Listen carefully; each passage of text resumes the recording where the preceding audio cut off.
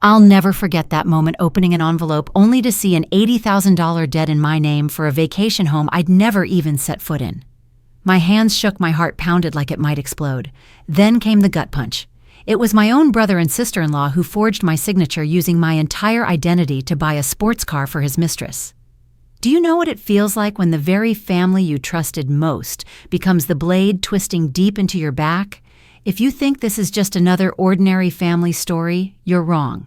Hit subscribe so you don't miss the kind of haunting, breath-stealing films we bring you. It was the kind of autumn afternoon that made Boston look like a city made entirely of gold. Sunlight filtered through canopies of amber and burnt orange pooling on cobblestone streets that wound past cafes and bookstores, each storefront proudly boasting pumpkins and cinnamon wreaths. Couples walked hand in hand. Dogs trotted beside their owners in cheerful oblivion. Street musicians played gentle jazz that floated above the crisp air. Camille Rogers, 32, drifted through it all as if gravity had lightened its hold on her. Her dark wool coat was unbuttoned scarf loose around her neck, brown hair catching hints of copper in the sun. In her hand was a coffee cup still steaming, although she hadn't taken more than a sip. She was too busy absorbing it this season, this city, this moment of her life that finally felt like it belonged to her. She paused in front of a realtor's window, letting her eyes rest on a listing she knew by heart.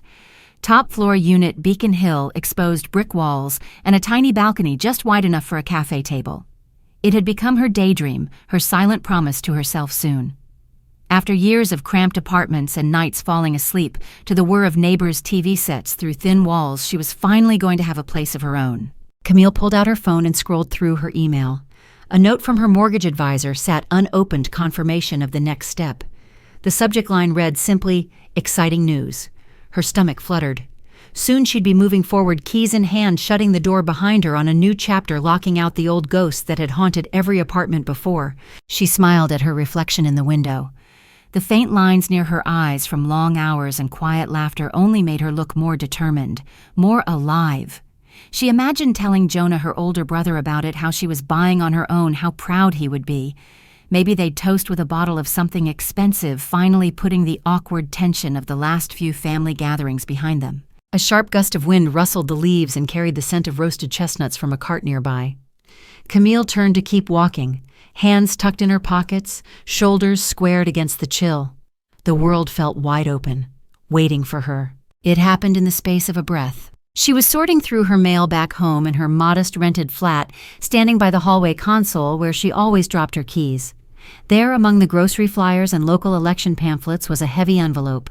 Cream stock, her name, Camille Rogers, written in confident blue ink, her address beneath. No return address, no company logo. Her heartbeat stuttered.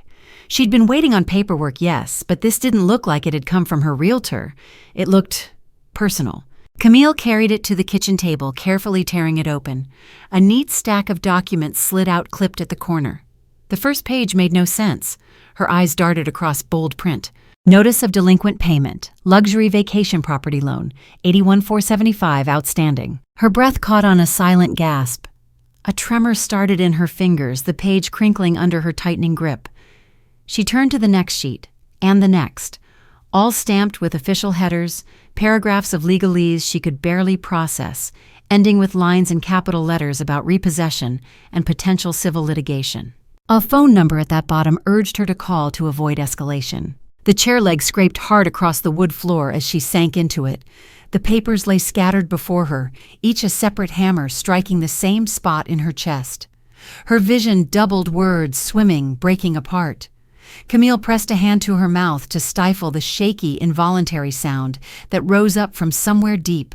Her mind scrambled to form rational explanations. A mistake, surely. The wrong Camille Rogers there were plenty, or some scammer fishing for personal data. But her social security number was their last 4 digits printed in the corner. Her current address. Her signature awkward and curved exactly like hers on a loan agreement she had never signed. She stared at that signature for what felt like hours.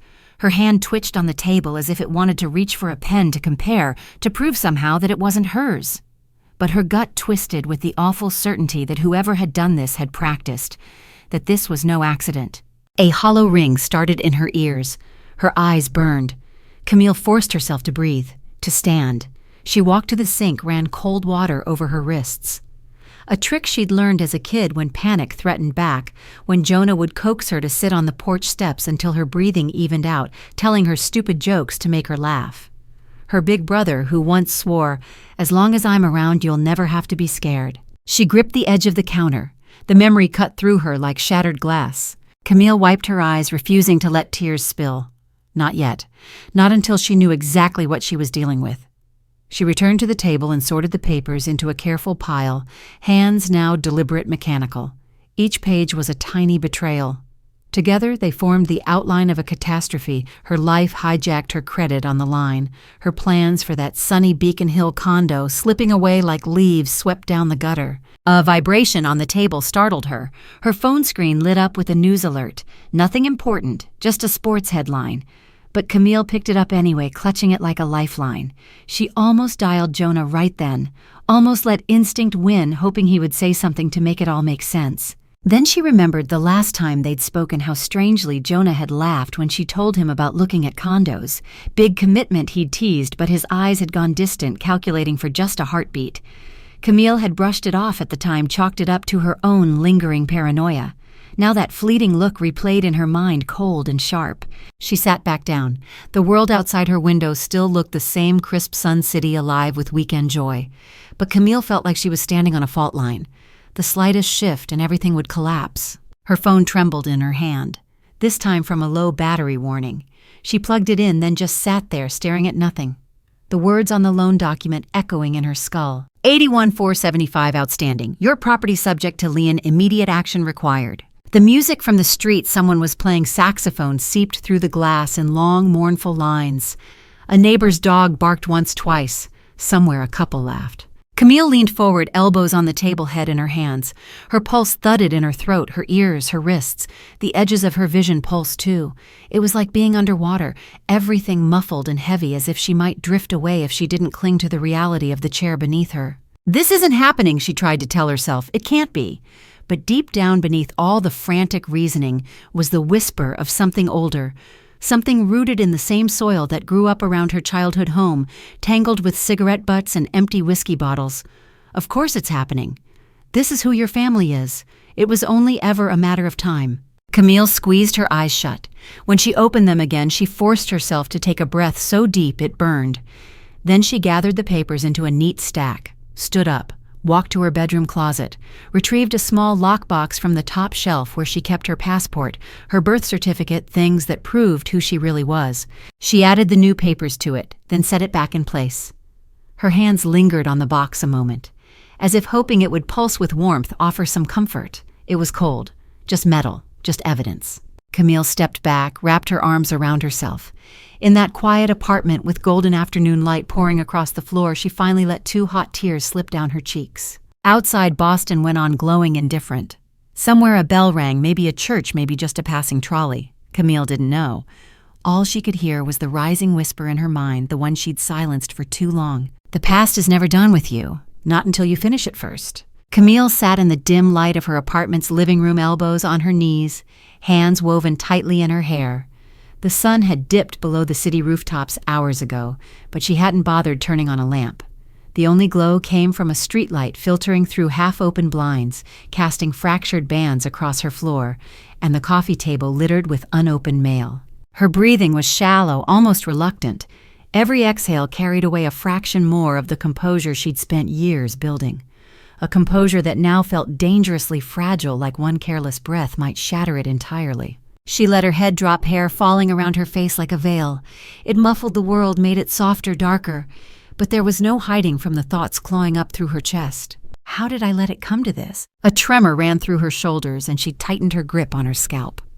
The paper cuts on her fingertips, souvenirs from rifling through legal documents, stung sharply, little reminders that this nightmare was real. The question wasn't really fair, though, because deep down, Camille knew exactly how. It began long before the letter arrived, before any signatures were forged or debts demanded. It began back in a drafty duplex on the wrong side of town with faded curtains that never quite closed all the way. In her mind's eye, Camille could still see that narrow hallway lined with peeling wallpaper. She could hear the rattle of ice in a lowball glass as her father shuffled from the kitchen to the living room, breath heavy with the sour stink of cheap scotch. The front door was never quite secure. It banged open on windy nights, the latch failing. Her mother would curse under her breath, slam it shut, jiggle the knob. Always angry, always halfway out the door. Always. She tried to block it out, then same as now. Tried to curl into Jonah's side on the sun-bleached sofa where they'd built a fortress out of couch cushions and comic books. He was 5 years older, long-limbed and wiry with a cocky grin that made you want to believe whatever lie he was spinning. But to Camille, he wasn't a liar then. He was a magician, her protector. On stormy nights when the roof leaked and her mother screamed at their father for gambling away the rent again, Jonah would whisper stories in her ear about secret tunnels under their house that led to kingdoms where nobody ever shouted, about brave sisters and clever brothers who outwitted dragons and found treasure buried in hollow trees. "Don't worry, Cam," he'd tell her, ruffling her hair. "Someday it'll just be us, and I'll keep you safe from everything, promise." Camille clutched that promise like a rosary. Long after their mother packed 2 suitcases and drove off without goodbye, long after their father pawned the wedding china to pay off bookies. When the shouting turned to late-night sobs or to silence so complete it felt like a new kind of violence, Jonah was still there. Still the cocky kid who taught her how to sneak out of class without getting caught, who fixed her first flat bike tire, who threatened to beat up a boy in 8th grade for calling her trash. She remembered the day he turned 17 and declared he was the man of the house now. Their father snorted from his recliner half asleep and didn't disagree. Jonah looked at her with this grin, lopsided conspiratorial. "Means I get to boss you around," he teased. Then after a heartbeat softer, "means nobody gets to hurt you. Ever." Even years later, she couldn't think of that without something hot and painful twisting up behind her ribs. Camille drew in a slow breath, tried to unclench her hands. Her scalp ached where her fingers had been tangled too tight. She leaned back into the couch cushions, the leather cold against her neck. "Jonah is the only family I have left." The thought had followed her into adulthood like a loyal hound, always at her heel, always muttering reminders when her instinct to run from dysfunction reared up. Even when she moved to Boston on a partial scholarship, even when she put hundreds of miles between herself and the wreckage of that duplex she still called Jonah every Sunday. Still sent birthday cards. Still wired him money that first time he said he needed help covering rent because, "Cam, you know me, I'm not good with paperwork," and their threatening eviction. It was easier to believe he was careless than cruel.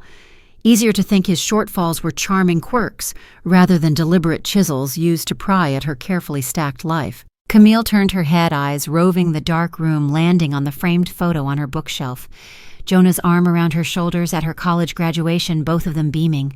Her cap slightly askew, his tie poorly knotted.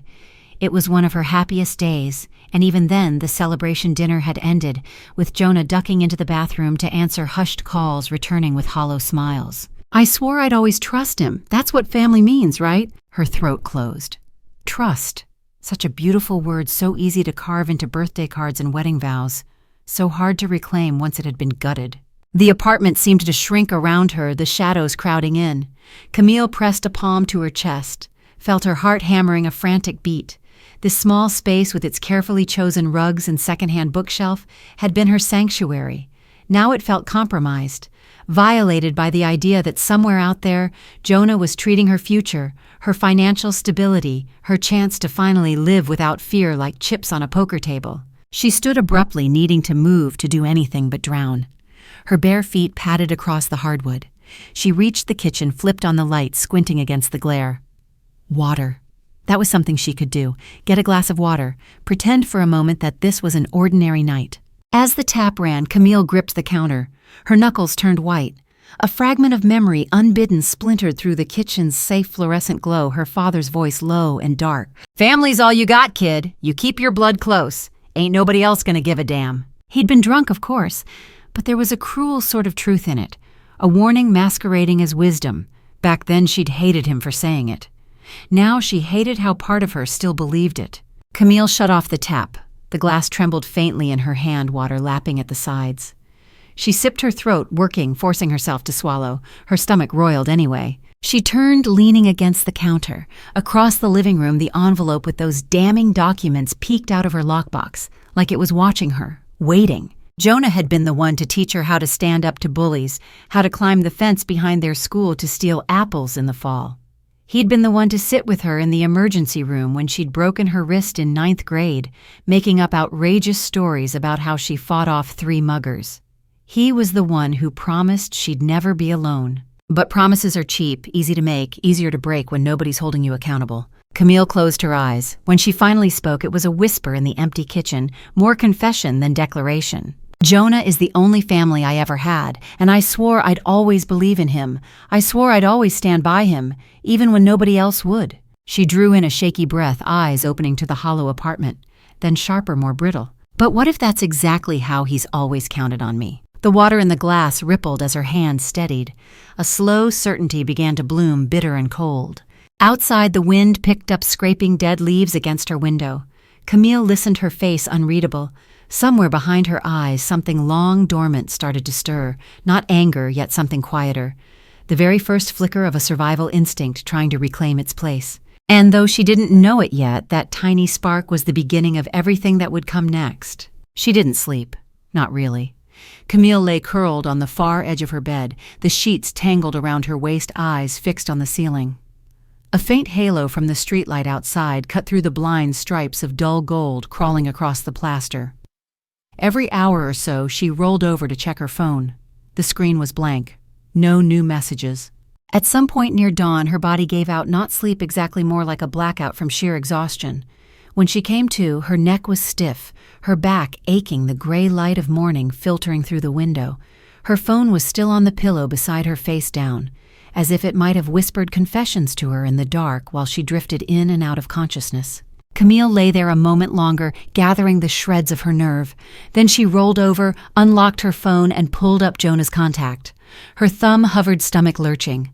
This should be simple. Her big brother.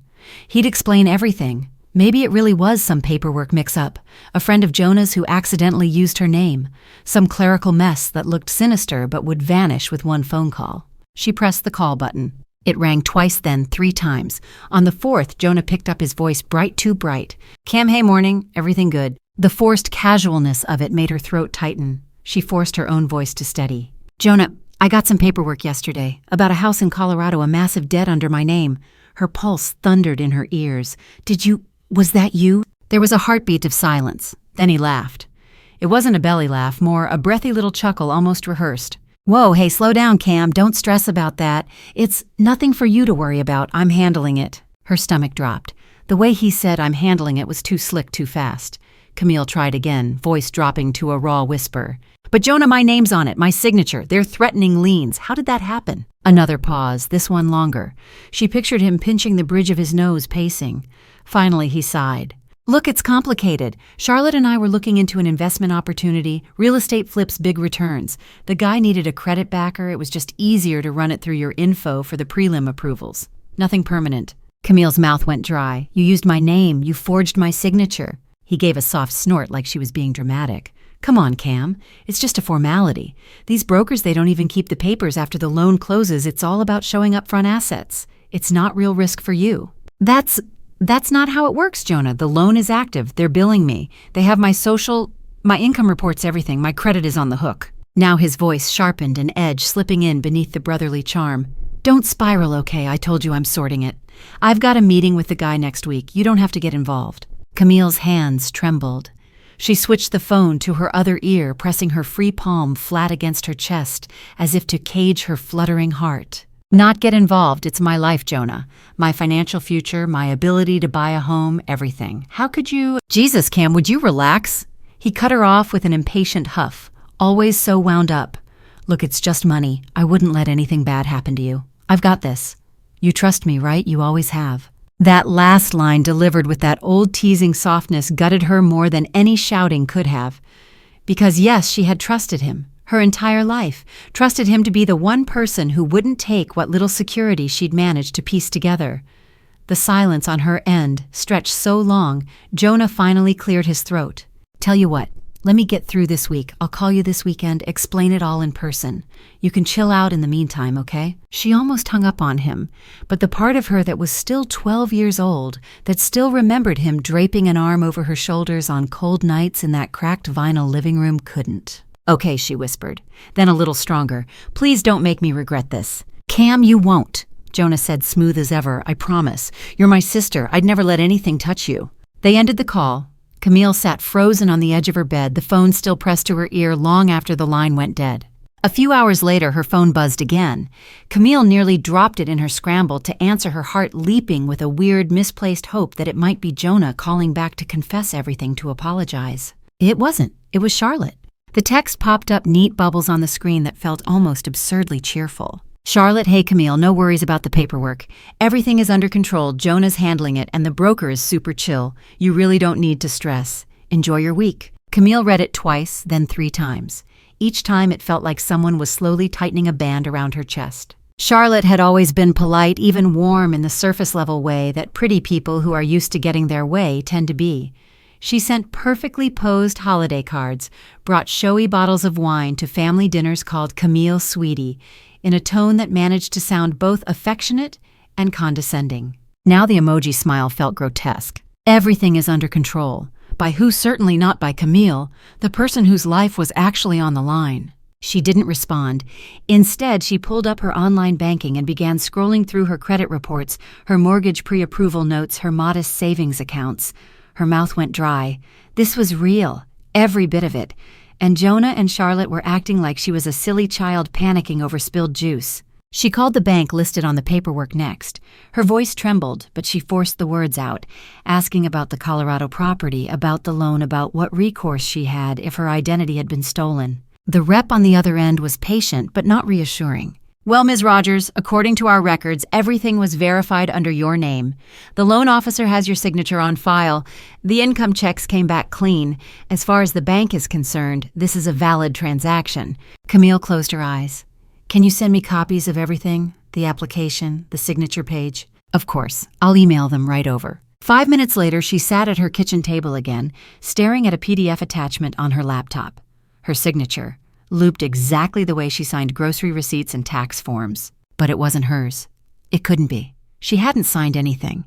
And yet, there it was, irrevocably real, the same graceful R in Rogers, the same slightly too high dot over the I.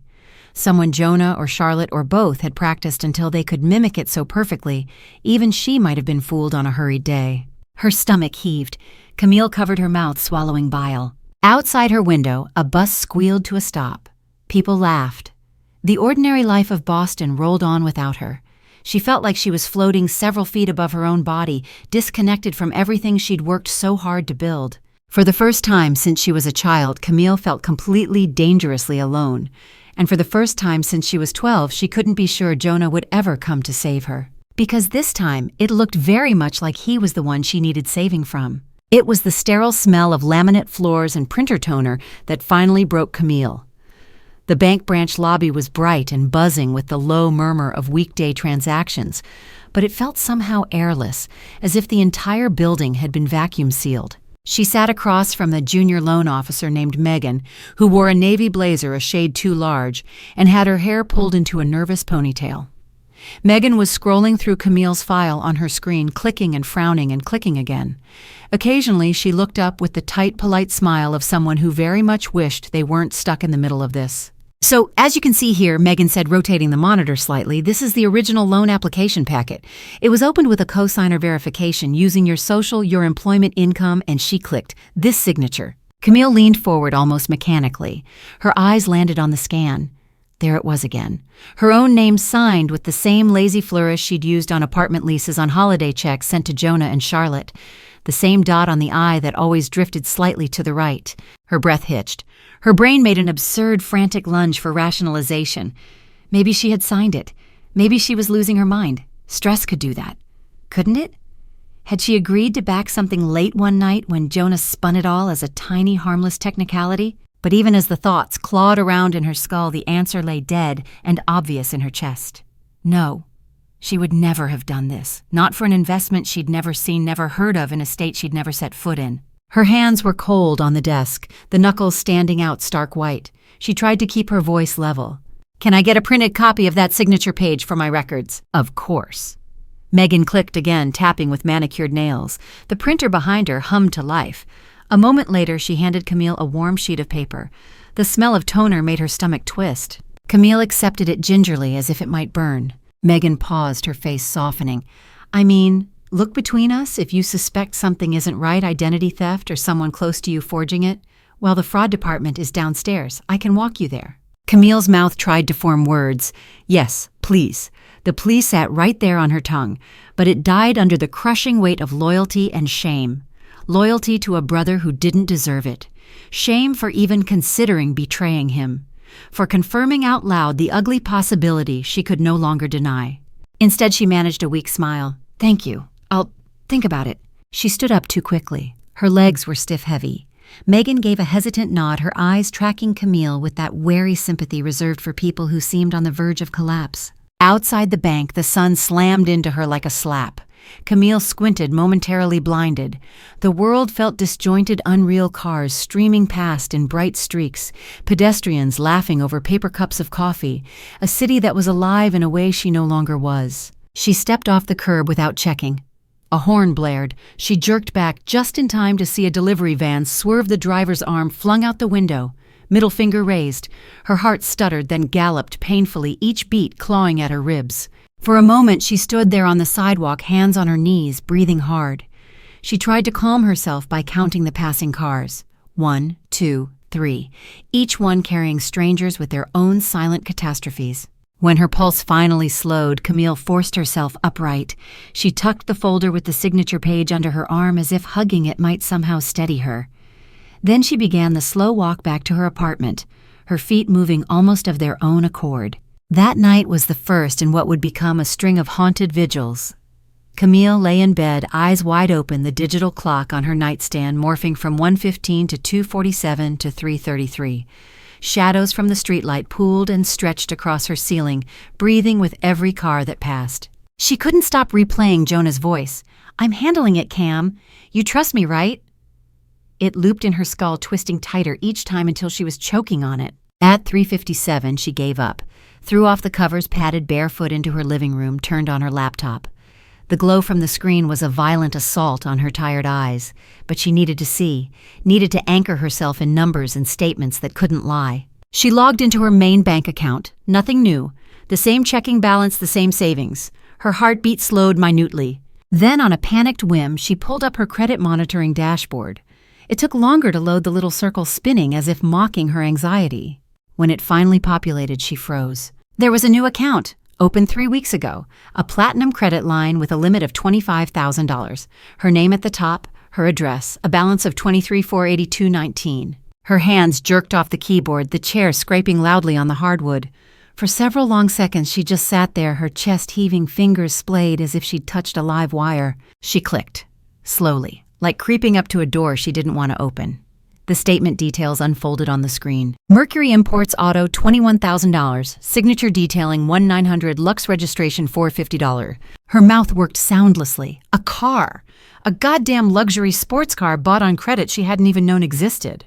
Camille lurched to her feet, pacing the tiny apartment. Her breath fogged in the cold air. She realized she hadn't turned on the heat all evening. Her mind reeled. Had Jonah done this too? Or Charlotte?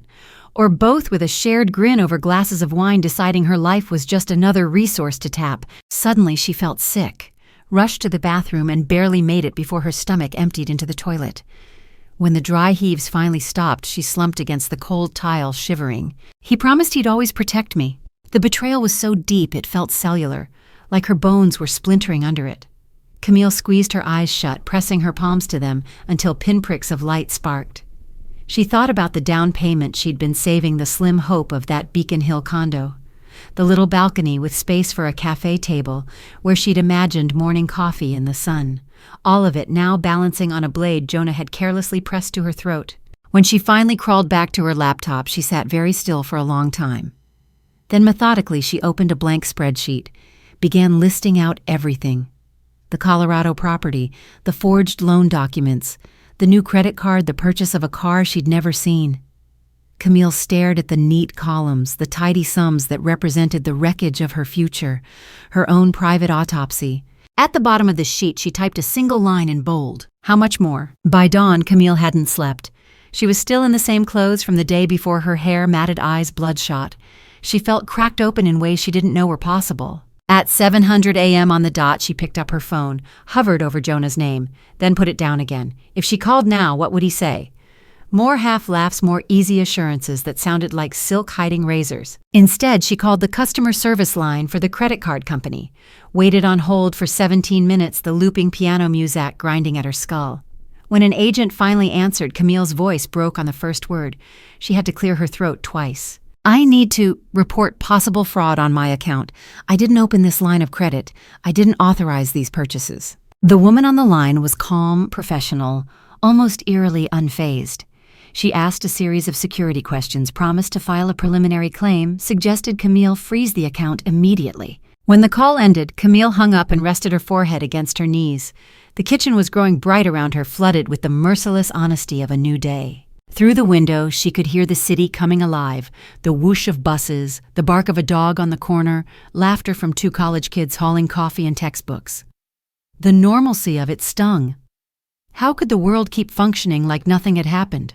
Like her life hadn't just been quietly detonated by the only person she'd ever truly trusted. Camille wrapped her arms around herself, rocking slightly. Somewhere inside, a voice she didn't recognize whispered that this was only the beginning, that Jonah had breached her walls so thoroughly there were probably other landmines buried just waiting for her to step on them. And for the first time in her adult life, Camille realized she was going to have to save herself because there was no one left who would, not even him, especially not him. Camille didn't remember the drive over, only that her hands had been clamped so tight on the steering wheel that the plastic had bitten half-moons into her palms. Her eyes kept darting to the GPS on her phone, recalculating the route to the auto garage again and again, as if hoping it might change its mind and tell her to turn back. It didn't. When she finally pulled into the gravel lot, her car's tires crunched through scattered bits of glass and stone. The place was exactly the kind of garage you saw on late-night local commercials, cheap banners strung across the fence, promising fast title service and in-house financing in aggressive red font. A row of cars sat under dull afternoon light, each buffed to a desperate shine, windshields taped with fluorescent stickers that shouted, "Clearance" or "New Arrival." Camille's heart stumbled when her eyes landed on it, a gleaming midnight blue sports car parked dead center. It was so pristine it seemed to glow all sleek lines and arrogant curves. The license plate frame still read Mercury Imports Auto. Beside it stood Charlotte.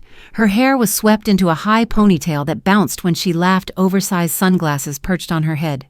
She was showing off the car to two friends, stylish women who Camille recognized vaguely from family barbecues, women who used to comment on her serious career lady vibe with thinly veiled derision. Now they were circling the car with open admiration, their voices bright with envy. "God, Charlotte, it's gorgeous," one of them breathed. "Jonah must be killing it these days." Charlotte grinned, teeth-perfect head, tilted in a way that made her diamond earrings catch the light.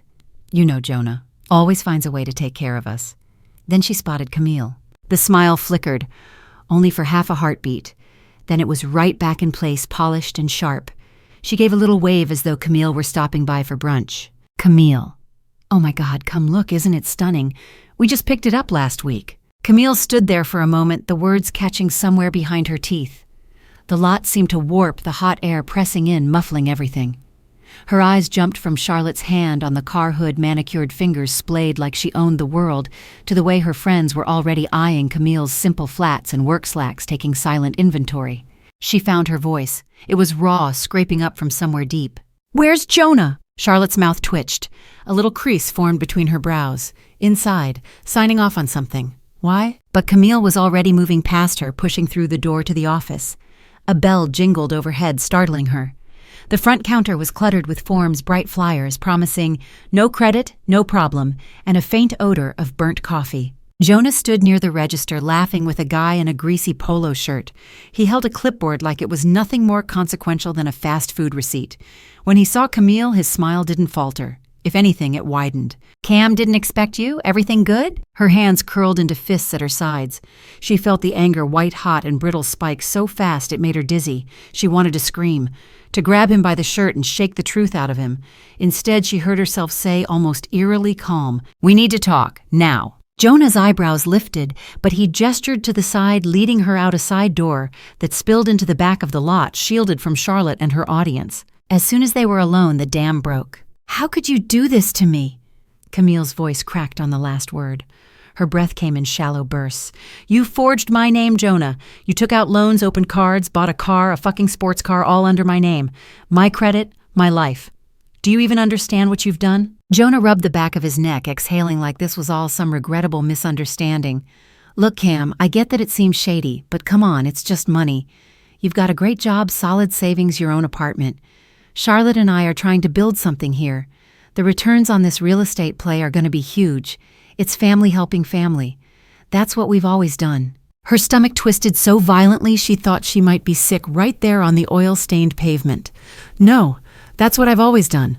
I've helped. I've paid off your overdrafts, your sudden emergencies, sent you money when you said the power was getting shut off. But this is fraud, Jonah. You committed a crime. You jeopardized everything I've been working for. And you didn't even tell me." He gave a short laugh. Not amused, more like exasperated. "Camille, Jesus, don't be so dramatic. You think banks actually give a shit? It's all leveraged risk. Nobody's losing anything yet. And anyway, you're my sister. I figured you'd be proud we're finally doing something big. Thought you'd want in." Camille's mouth dropped open. The world tilted. The sun glared off the metal fenders around them, reflecting in violent shards. "You figured I'd want in by forging my name and lying to my face." Jonah stepped closer, lowering his voice like he was delivering a reasonable appeal. "Cam, seriously, it's just money. You're single, no kids, good job. You'll make it all back and then some. Meanwhile, Charlotte and I can get ahead. Isn't that worth it for family?" Something inside her snapped. It felt like a cold splinter driving straight through her heart. She heard herself whisper, almost inaudible, "You are unbelievable." Jonah's eyes narrowed just for a second. Then he shrugged, lazy and dismissive, as if brushing off a piece of lint. "Come on, don't act like you're some martyr. You've always been the Golden Girls scholarships degree's fancy job in Boston. Why is it so hard to share a little?" And there it was, the ugly root of it laid bare. His smirk twisted into something that wasn't quite a sneer but close. Besides, he added with a tilt of his head that made her want to slap him already, "You've got no one else to spend it on." Her hand moved before she knew it would. It cut across the small space between them and cracked against his cheek with a sharp, stunning force. Jonah's head snapped to the side, a bloom of red instantly rising under her palm print. The silence after was immense. Camille's chest heaved, breath sawing in and out. Her palm stung like fire, but it felt dwarfed by the white-hot fracture ripping through her chest. Jonah turned back slowly. His face was slack with shock, eyes wide not with remorse but with a kind of outraged disbelief, as if he couldn't fathom she'd actually stood up to him. "Cam?" He started, his tone dark now, warning. But Camille shook her head, tears springing to her eyes. "No, no more Jonah. I'm done." Her voice broke on the last word. She stumbled backward, the hot blur of tears turning everything into streaks of color. She turned and walked away, nearly colliding with Charlotte and her friends, who were drifting closer, curiosity bright in their eyes. Charlotte reached out, maybe to placate, maybe to restrain. Camille didn't give her the chance. She shoved past the smell of expensive perfume and motor oil tangling in her nose. By the time she reached her car, her hands were shaking so violently she struggled to get the key into the ignition. The engine finally roared to life, and she pulled out with a squeal of gravel, leaving Jonah standing in the rear view, one hand still pressed to his cheek. She didn't know where she was driving, only that she had to keep moving, because if she stopped, if she let herself feel the full depth of what had just cracked open inside her, she might never be able to stand up again. Hot tears poured down her face, falling in heavy drops onto her collar. She gripped the wheel so hard her knuckles burned white, her breath tearing out in ragged sobs. For the first time in her life, Camille had struck the only person she'd ever believed would protect her, and the horror wasn't that it hurt him, it was that it hadn't hurt nearly enough to fix what he'd broken. Camille's apartment looked the same, the little mid-century table she'd thrifted last year, the stack of unread novels on the sideboard, the white ceramic planter that held a vine trailing lazily toward the floor. But the space felt utterly foreign to her now. Each familiar corner seemed to whisper, "You were naive here. You were blind here." She sat at her kitchen table, elbows propped up her head in her hands. Her laptop was open in front of her. The browser displayed the homepage of a local private investigations firm, their slogan, in neat blue font, "Discreet solutions for difficult problems." Camille's thumb hovered over her phone. It was ridiculous how long she hesitated, as if making this call was the actual betrayal, not the weeks of deception that had led her here. Finally, her thumb pressed the dial. Her voice was small but steady when someone answered on the second ring. "Yes, hello, I need to hire someone to investigate financial misuse, identity fraud, by family." The woman on the other end didn't so much as flinch, or if she did, Camille couldn't hear it. Her tone was cool, measured, almost soothing. "Of course, we handle many cases like that.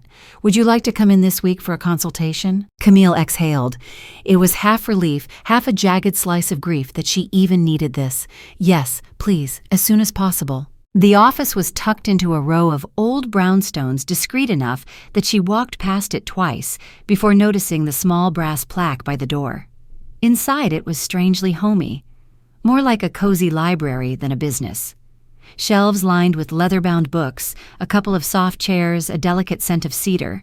Camille sat across from a woman named Marlene, who had hair the color of ash and calm, watchful eyes. As Marlene listened, Camille laid it all out: the forged loans, the surprise credit cards, the luxury car she'd never driven.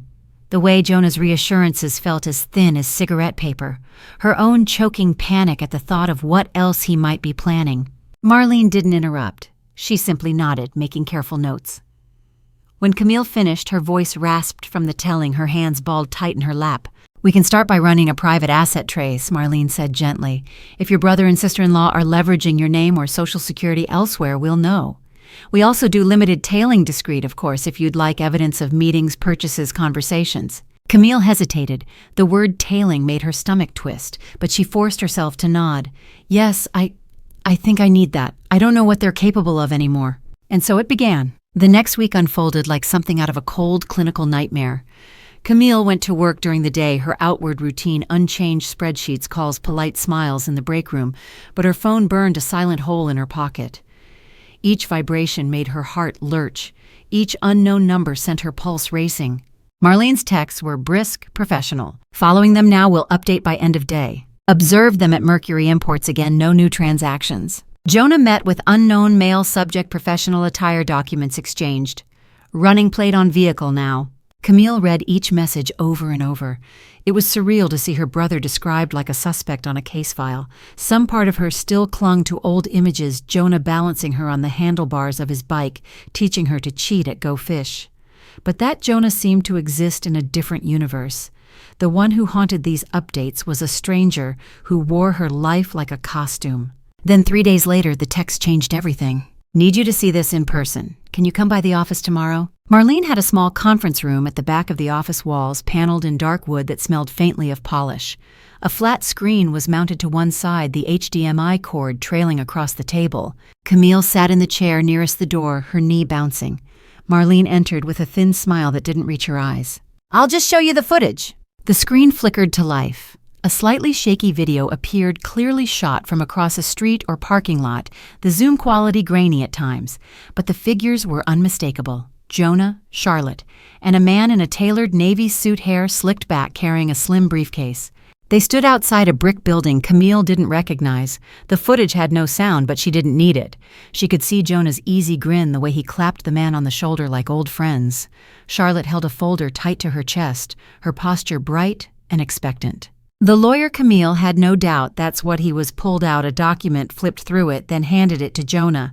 Jonah scanned the pages, laughed, and mimed signing something with an exaggerated flourish.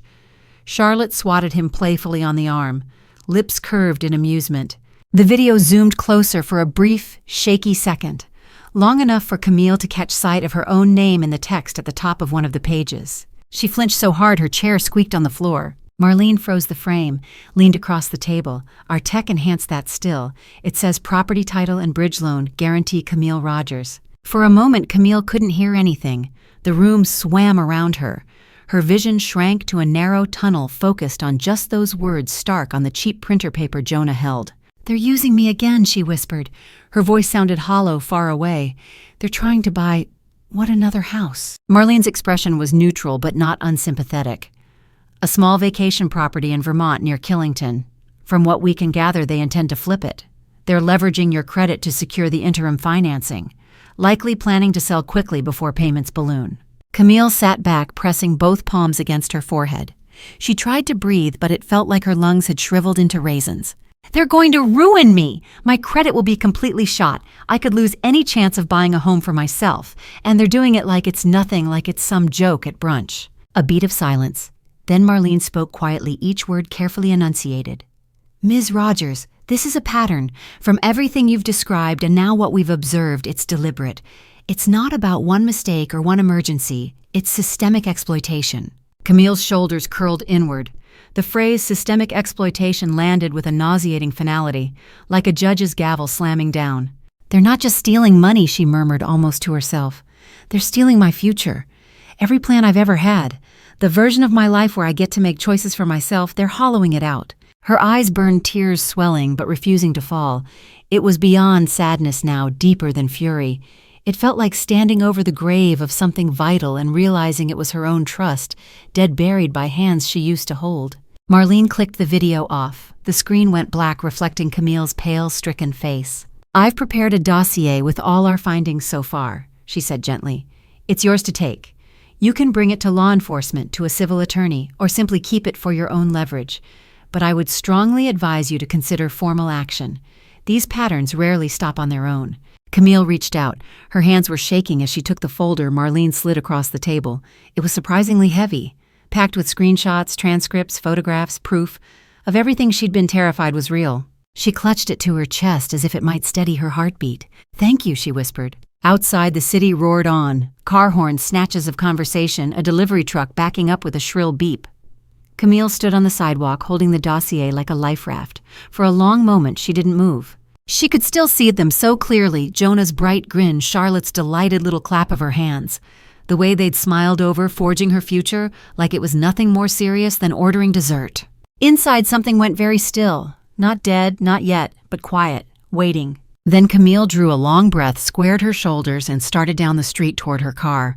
Each step felt deliberate, weighty, as if she were planting flags on new territory. The betrayal was complete, and so was the knowledge that the next chapter would no longer belong to them. Because finally, painfully, devastatingly, Camille understood exactly who her family truly was, and she knew what she had to do. Camille kept the thick dossier on her kitchen table like a grim centerpiece. Every time she passed by, the weight of it seemed to drag at her, reminding her that the story of her life was no longer just lines on a calendar or hopeful Zillow bookmarks. It was affidavits, surveillance photos, financial statements slashed through with damning red lines. The morning she finally decided to act, Boston was smothered in low-gray clouds, a steady drizzle beating on her windows.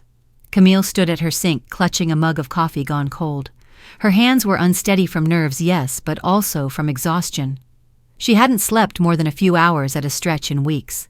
It would have been so easy to slip back into her old patterns, to rationalize, to wait for Jonah to miraculously fix it, or for Charlotte to send a breezy text that smoothed everything over, for the storm to blow past and life to fall into its predictable grooves again. But each time she tried to imagine that the pit in her stomach grew festering with something sour, because she knew in the marrow of her bones that if she let this slide, it wouldn't end, it would only escalate.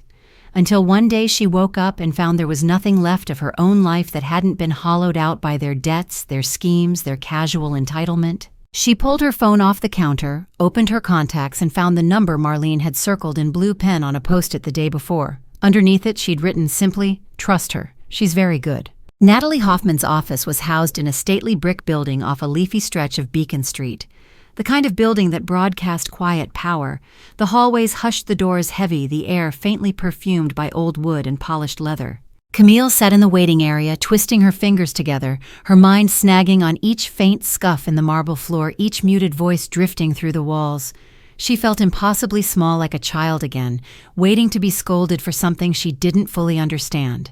Then the receptionist gave her a gentle nod, and Camille stood on trembling legs, following her down a short hall. Natalie's office was bright-lined with floor-to-ceiling bookshelves, legal volumes stacked in precise rows. The woman behind the desk was maybe in her late 40s, with close-cropped hair and sharp, appraising eyes that missed nothing. She stood as Camille entered, extending a hand that was firm grounding. "Camille Rogers, I'm Natalie. Come in, sit wherever you like. Do you want some water or tea?" Camille shook her head mutely, settling into the high-backed chair opposite the desk. Natalie returned to her seat, flipping open a yellow legal pad. So she said, her tone calm but not coddling. "Why don't you start from the beginning? I know that sounds overwhelming, but tell me everything as you remember it. We'll sort out the pieces together." For the next hour, Camille talked. She told Natalie about the letter from the bank in Colorado, about the forged signature, The fraudulent credit card used to buy a car she'd never touched. The surveillance footage of Jonah and Charlotte laughing with a lawyer over plans to use her name again. The text from Charlotte with the winking emoji. Jonah's dismissive grin when he'd told her to relax. She spoke until her throat was raw, until her eyes burned from holding back tears. When she finished, Natalie was silent for a moment, her pen poised over the notepad. Then she leaned back slightly, her expression grave. "Camille," she said carefully, "do you realize how serious this is? What your brother and sister-in-law have done is not just ethically outrageous, it's criminal. We're talking multiple counts of fraud, both financial and identity-based, plus possible conspiracy if they acted together, which, from what you've shown me, seems very likely." Camille's stomach dropped. Hearing it phrased so bluntly, criminal conspiracy, made her pulse trip. She'd thought she was prepared for this. She wasn't. Natalie folded her hands. "If we compile all this into a formal complaint and present it to the proper authorities, which could include state financial crimes units or even the FBI, depending on thresholds crossed, they could be looking at prison time. This isn't small-time embezzlement. These are felonies." Camille opened her mouth, closed it, then tried again. I knew it was serious, but hearing you say prison, it makes it so final." "It is final." Natalie agreed, not unkindly. These kinds of abuses, especially among family, often rely on silence, on shame. They gamble you'll be too embarrassed or too afraid of severing the relationship to press charges. That's why it's so common and so destructive. She picked up a folder on her desk and passed it to Camille. Inside were neatly clipped articles, case briefs, studies on familial financial exploitation. "You're not alone in this, you know. It's more common than you think. The difference is most people let it continue for years. Some never stop it at all." Camille stared at the papers. The words seemed to swim on the page. She set them down, pressing the heels of her palms into her eyes. Her voice came out muffled. "I always thought no matter what, Jonah was still my brother. That he'd look out for me the way I looked out for him." Natalie's gaze softened just a fraction. "That's how it starts. But love doesn't negate criminal liability. Being your brother doesn't give him a license to steal your future, to saddle you with debts that could haunt you for decades, or bankrupt you outright." Camille exhaled shakily. "What happens if we move forward?" "We'd start by drafting a formal cease and desist letter, demanding immediate cessation of any financial activity tied to your name, plus an accounting of all transactions they've executed using your credentials. That alone often shakes people. They realize they've crossed into territory that could get them arrested." Camille nodded, trying to take it in. "And if they don't stop, then we escalate, file a civil suit for damages and recovery of any losses. Simultaneously, we prepare a criminal referral package for law enforcement. At that point, it's largely out of your hands. The state picks it up, especially given the dollar amounts and the interstate nature of some of these transactions. Prison, handcuffs, mugshots." Camille's mind flinched at the images, at the thought of Jonah in an orange jumpsuit, Charlotte crying in a courtroom, her throat closed. Natalie didn't rush her. She waited, her pen tapping once against the desk before falling still. "Listen," she said finally, her voice lower, almost intimate. "My job isn't to push you in any particular direction. It's to make sure you understand your rights and the very real weight of what they've done to you. You can walk out of here today and do nothing. But you'll need to prepare yourself for the likelihood they'll try it again, or that your credit will continue to suffer, or that one day you'll be served with foreclosure papers or garnishments on debts you never took out." A heavy silence settled between them. Camille's head was a chaos of memories. Jonah teaching her to ride a bike, Jonah pushing her on the old swing set in their tiny yard, Jonah telling her last month to stop being so dramatic, Cam. All of it folding in on itself, sour and jagged. Natalie's tone turned gentle, but it still carried an edge of steel. "Camille, you've been protecting him, and by extension Charlotte, for a long time. Who's been protecting you?" That question settled like a stone in her chest. The answer was heartbreakingly simple: no one. Certainly not Jonah, not even herself. She drew a slow breath. It tremored on the way in, steadied on the way out. "I don't want to destroy him," she whispered. "But I can't keep living like this, waiting for the next letter, the next forged account, the next betrayal." "That's not destroying him," Natalie said quietly. "That's enforcing your own boundaries. That's preserving your future." Camille nodded, eyes glistening. Her hands felt oddly light as she reached across the desk. "Then let's start. Draft whatever you need. I'll sign it." For the first time, Natalie smiled a real approving smile, one that crinkled the corners of her eyes. "That's brave, Camille. I promise whatever happens next, you won't go through it alone. As Camille walked out into the soft drizzle, the city seemed sharper somehow, each raindrop like a tiny needle pricking her awake. The hurt was still there, enormous and raw, but under it lay a fragile strand of something that might eventually be relief. Because she was finally fighting for herself, not just for the little girl who once clung to Jonah's promises, but for the woman who deserved a life untouched by their endless grasping hands. Camille sat by her apartment window, knees drawn to her chest, staring out through a rain-streaked pane that blurred the street into a shifting watercolor of red brake lights and umbrellas. Her breath left faint circles on the glass. She rested her forehead there until it felt cool, almost painfully so. The folder from Natalie lay open on the coffee table behind her. Pages fanned out across the wood transaction histories, emails, surveillance stills. Each one a small blade pressed precisely to a tender place in her chest. She'd told Natalie to draft the formal complaint. They'd begun that process, and yet now, in the quiet dim of early evening, the magnitude of it settled on her shoulders like an iron shroud. If I go through with this, if I press charges or even just hold them legally accountable, that's it. There's no coming back. Jonah will never forgive me. Charlotte will spin it to everyone. It'll be over. A dry laugh caught in her throat, as if there's something left to save, but the thought was reflexive, born more from bitterness than conviction. Because deeper down, nestled somewhere behind her ribcage, was still that fragile child who wanted family at any cost. Who'd once lain awake listening to her parents screaming in the kitchen, clutching Jonah's hand under the blanket and whispering, "At least we still have each other." She could almost feel his hand, now larger, warm, squeezing hers 3 times in their secret code, "One got you." A shudder ran through her. Her body remembered that comfort even if the grown part of her brain knew how false it had all become. She drifted back, unbidden, to the afternoon her mother left. Camille was 9, perched on the sagging couch with one of her knees bandaged from a tumble off her bike. Her mother stood by the door with 2 battered suitcases. Her face was gaunt eyes hollowed out by too many nights waiting for her husband to come home from card games reeking of bourbon pockets empty. Jonah had been 14 already, nearly as tall as their father. He'd stood between Camille and their mother like a shield, though it was clear he was shaking. Their mother's gaze had skipped right over him, settling on Camille.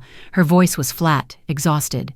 "You stay here with your brother. You two take care of each other, okay? I can't do this anymore." The door clicked shut behind her, so quiet for something that loud in its finality. Camille had waited for Jonah to chase after her, to fling open the door and drag their mother back inside. But he didn't. He simply turned, slid down to the floor beside her, pulled her into his thin chest. "Don't cry, Cam," he'd whispered into her hair. She was weak. "We're not. We'll never leave each other." It was the first vow she ever truly believed, even more than the ones their parents had probably exchanged at some altar once upon a time. Now, 2 decades later, that same promise tangled around her throat, tightening each time she tried to speak it out loud. If she did this, if she let Natalie carry this forward, she was blowing apart the last pretense of family she had. There'd be no going back to holiday phone calls or awkward Sunday dinners. No more illusion that Jonah might one day say he was sorry, fix everything, and become again the boy who once held her hand in the dark. Camille pressed the heel of her palm against her sternum, willing her heart to slow. The thought of being completely alone in the world terrified her in a way nothing else did. Not even the prospect of financial ruin had carved quite this deep. Because loneliness was the real terror, wasn't it? Not debts or bad credit scores, not even a lost condo in Boston. It was being left behind, just like their mother had done. A tear finally slid down her cheek. She didn't bother wiping it away. "I stayed. I was loyal. Why wasn't that enough?" She was still there, perched like a wary animal on her windowsill when her phone buzzed. The name on the screen twisted her gut. Natalie Hoffman. Camille's thumb hovered. Her instinct was to let it go to voicemail, to buy herself a few more hours in this purgatory of indecision. But some distant shard of discipline, the same one that kept her paying bills on time and sending polite holiday cards to people she half resented, pushed her to answer. "Camille," Natalie said, by way of greeting her voice as even as ever. "I know we weren't supposed to talk until Thursday, but something came across my desk I think you should see sooner." Camille's fingers tightened around the phone. Her mouth was too dry to speak, so she just made a small noise of assent. "I'm forwarding it now. It's an email your PI intercepted Charlotte to a property broker in Vermont. Give it a look, then call me back. I'll be at my desk." Camille ended the call and immediately opened her email. There at the top was a forwarded message with the subject line, "Rogers Family Investment." Her stomach flipped. She clicked. The body of the email was short, breezy. Hey, Derek. Just wanted to confirm we'll be using Camille's info again for the bridge on the Rutland property. Should be smooth since her credit's already in the system. Jonah will handle the local docs on Monday. Thanks so much for fast-tracking this. You're the best. Charlotte. Camille read it once, twice, a third time, each line searing deeper. By the fourth pass, the words blurred under a wash of tears. Using Camille's info again, like it was a goddamn spare set of towels. Something to be borrowed, dirtied, returned without so much as a thank you. Her breath came in shallow gasps. She squeezed her eyes shut, but it didn't stop the flood. A sob broke free, then another. Her body folded forward, shoulders shaking violently. Because there it was, stripped of all pretense, all gentle familial illusions. Not Jonah begging for a little help, not Charlotte being clueless. This was collusion, calculation. They were doing it again without a second thought, already mapping out the next thing to siphon from her. For the first time, her grief was joined by something sharper. Something that felt disturbingly like hatred. It crawled up her spine, tightening her muscles. Because this wasn't even about desperation on their part. It was entitlement. A smug assumption that Camille would always be there to pillage. Her mind flared back to that childhood day on the couch, her mother's suitcases, the door shutting. Maybe her mother hadn't been weak. Maybe she'd simply known sooner than Camille did that this family would devour you if you stayed. Her phone slid off her lap and clattered to the floor. Camille didn't reach for it. Instead, she stood swaying slightly and walked to the bathroom. She flipped on the harsh light and stared at herself in the mirror. Her eyes were swollen red rims standing out stark against the pallor of her face. Her hair hung limp around her shoulders. She looked like someone at a funeral. Maybe she was. Mourning the death of whatever fragile loyalty had kept her bound to Jonah all these years. A raw sound clawed up her throat. When she spoke, it cracked painfully. Is this who I am now? Someone they think they can keep robbing forever? The woman in the mirror didn't answer, just stared back with hollow eyes. Finally, Camille drew a long, tremoring breath. She returned to the living room, picked her phone off the ground, and thumbed back to Natalie's contact. When the attorney answered, Camille's voice was low, scraped nearly clean of tears, replaced by a kind of exhausted steel. Do it, she said, whatever we have to do next. I'm done waiting for them to change. Natalie didn't pause. I'll file the official complaint and prepare the demand letter tonight. We'll also secure an emergency freeze on any new lines of credit under your SSN just in case they try to get clever. Camille sank into her chair. Her chest still felt like it was splintering under the weight of old dreams of brother-sister secrets, of shared jokes and whispered reassurances in the dark. But the next breath came a little easier. The house of cards was falling, yes. But maybe that was the only way she'd ever be free. Camille didn't remember driving home, only that at some point the clean antiseptic smell of Natalie's office was replaced by the damp leather of her car seats, that the wipers were swishing back and forth over a windshield painted with city lights. Then somehow she was at her building, fumbling with keys, her breath fogging in the cold. Inside her apartment was too quiet. No faint hum of the TV, no pot of pasta on the stove, no music to fill the aching gaps. Just her and her thoughts, and the faint vibration of her phone against her palm. Natalie's confirmation email had come through. The documents would be filed in the morning. It was done. It was really done. There was nothing left to delay, no old family stories to cradle for comfort. Her world had just splintered into before and after. She tossed her coat over the back of the couch, drifted to the kitchen, pulled open the cabinet where she kept the bottle of Malbec she'd been saving for a soft Sunday afternoon. Her hands weren't steady enough to work the corkscrew right. It took her 3 tries to wrench it free. The first glass she poured too full. It sloshed over the rim, dripping onto her wrist. She licked it off, not tasting anything, just needing the burn. By the time she sat on the floor beside her coffee table back against the couch, the bottle was a quarter gone. Camille pulled her phone out again, scrolled aimlessly through old texts with Jonah. Her thumb hovered over dozens of small moments. Photos of backyard barbecues, grainy selfies at Christmas, the time he'd sent her a picture of a dog that looked just like one they'd had as kids captioned, "Remind you of someone." So many tiny artifacts of a lie. She drained her glass, refilled it. Her head was buzzing now, her lips numb. Her heart beat an uneven tattoo against her ribs. She opened a new message to Jonah, stared at the blinking cursor. What was there to say? How did you sum up decades of trust being systematically carved out of you, leaving only a hollow shell? How did you explain that losing your brother felt like losing your lungs? Like every breath was now an act of deliberate punishing labor. Finally, her thumbs started moving. I used to believe you were my last safe place, my harbor. Turns out you were just the last trap I hadn't stepped into yet. I hope it was worth it." She sent it before she could think better of it. The whoosh of the message flying off into the void made her stomach twist. Then she shut her phone off entirely, threw it onto the other end of the couch. Camille tipped her head back against the cushions closed. Her eyes felt the wine swirl through her veins like something dark and heavy. Maybe tomorrow I'll feel different. But the thought was weak, already unraveling, because under the fog of alcohol a hard certainty was building. Tomorrow wouldn't change anything. Jonah wasn't going to answer with remorse or relief. Charlotte wouldn't come crying with apologies. They'd be angry, or worse, indifferent. Camille poured the last inch of the bottle, set it beside her, and let her eyes slip shut. Sleep pulled at her, muddled and strange, like wading into a lake with weights tied to her ankles. It was the crash that woke her. Not inside the apartment. Outside, close like something solid colliding with glass. Camille jolted upright, heart pounding, head throbbing from the wine. Her eyes darted to the window. Pale morning light was creeping between the blinds. The clock on her stove read 7:12. She pushed herself to her feet. Her legs felt clumsy, a dull ache thudding behind her temples. The apartment was still locked tight, nothing disturbed, but the noise. It had been so close. Camille stumbled to the door, pulled it open. The hallway smelled of old carpet and burnt coffee from a neighbor's unit. She crept down the stairs, gripping the rail to keep herself steady. When she stepped outside, the chill slapped her fully awake. The lot behind her building was half full of cars' puddles shining dully under gray light. Her eyes skimmed over them until they landed on her sedan, and stopped. The driver's side window was a mess of shattered safety glass, glittering across the seat and spilling onto the blacktop. Her door stood slightly ajar, as if someone hadn't even bothered to close it properly.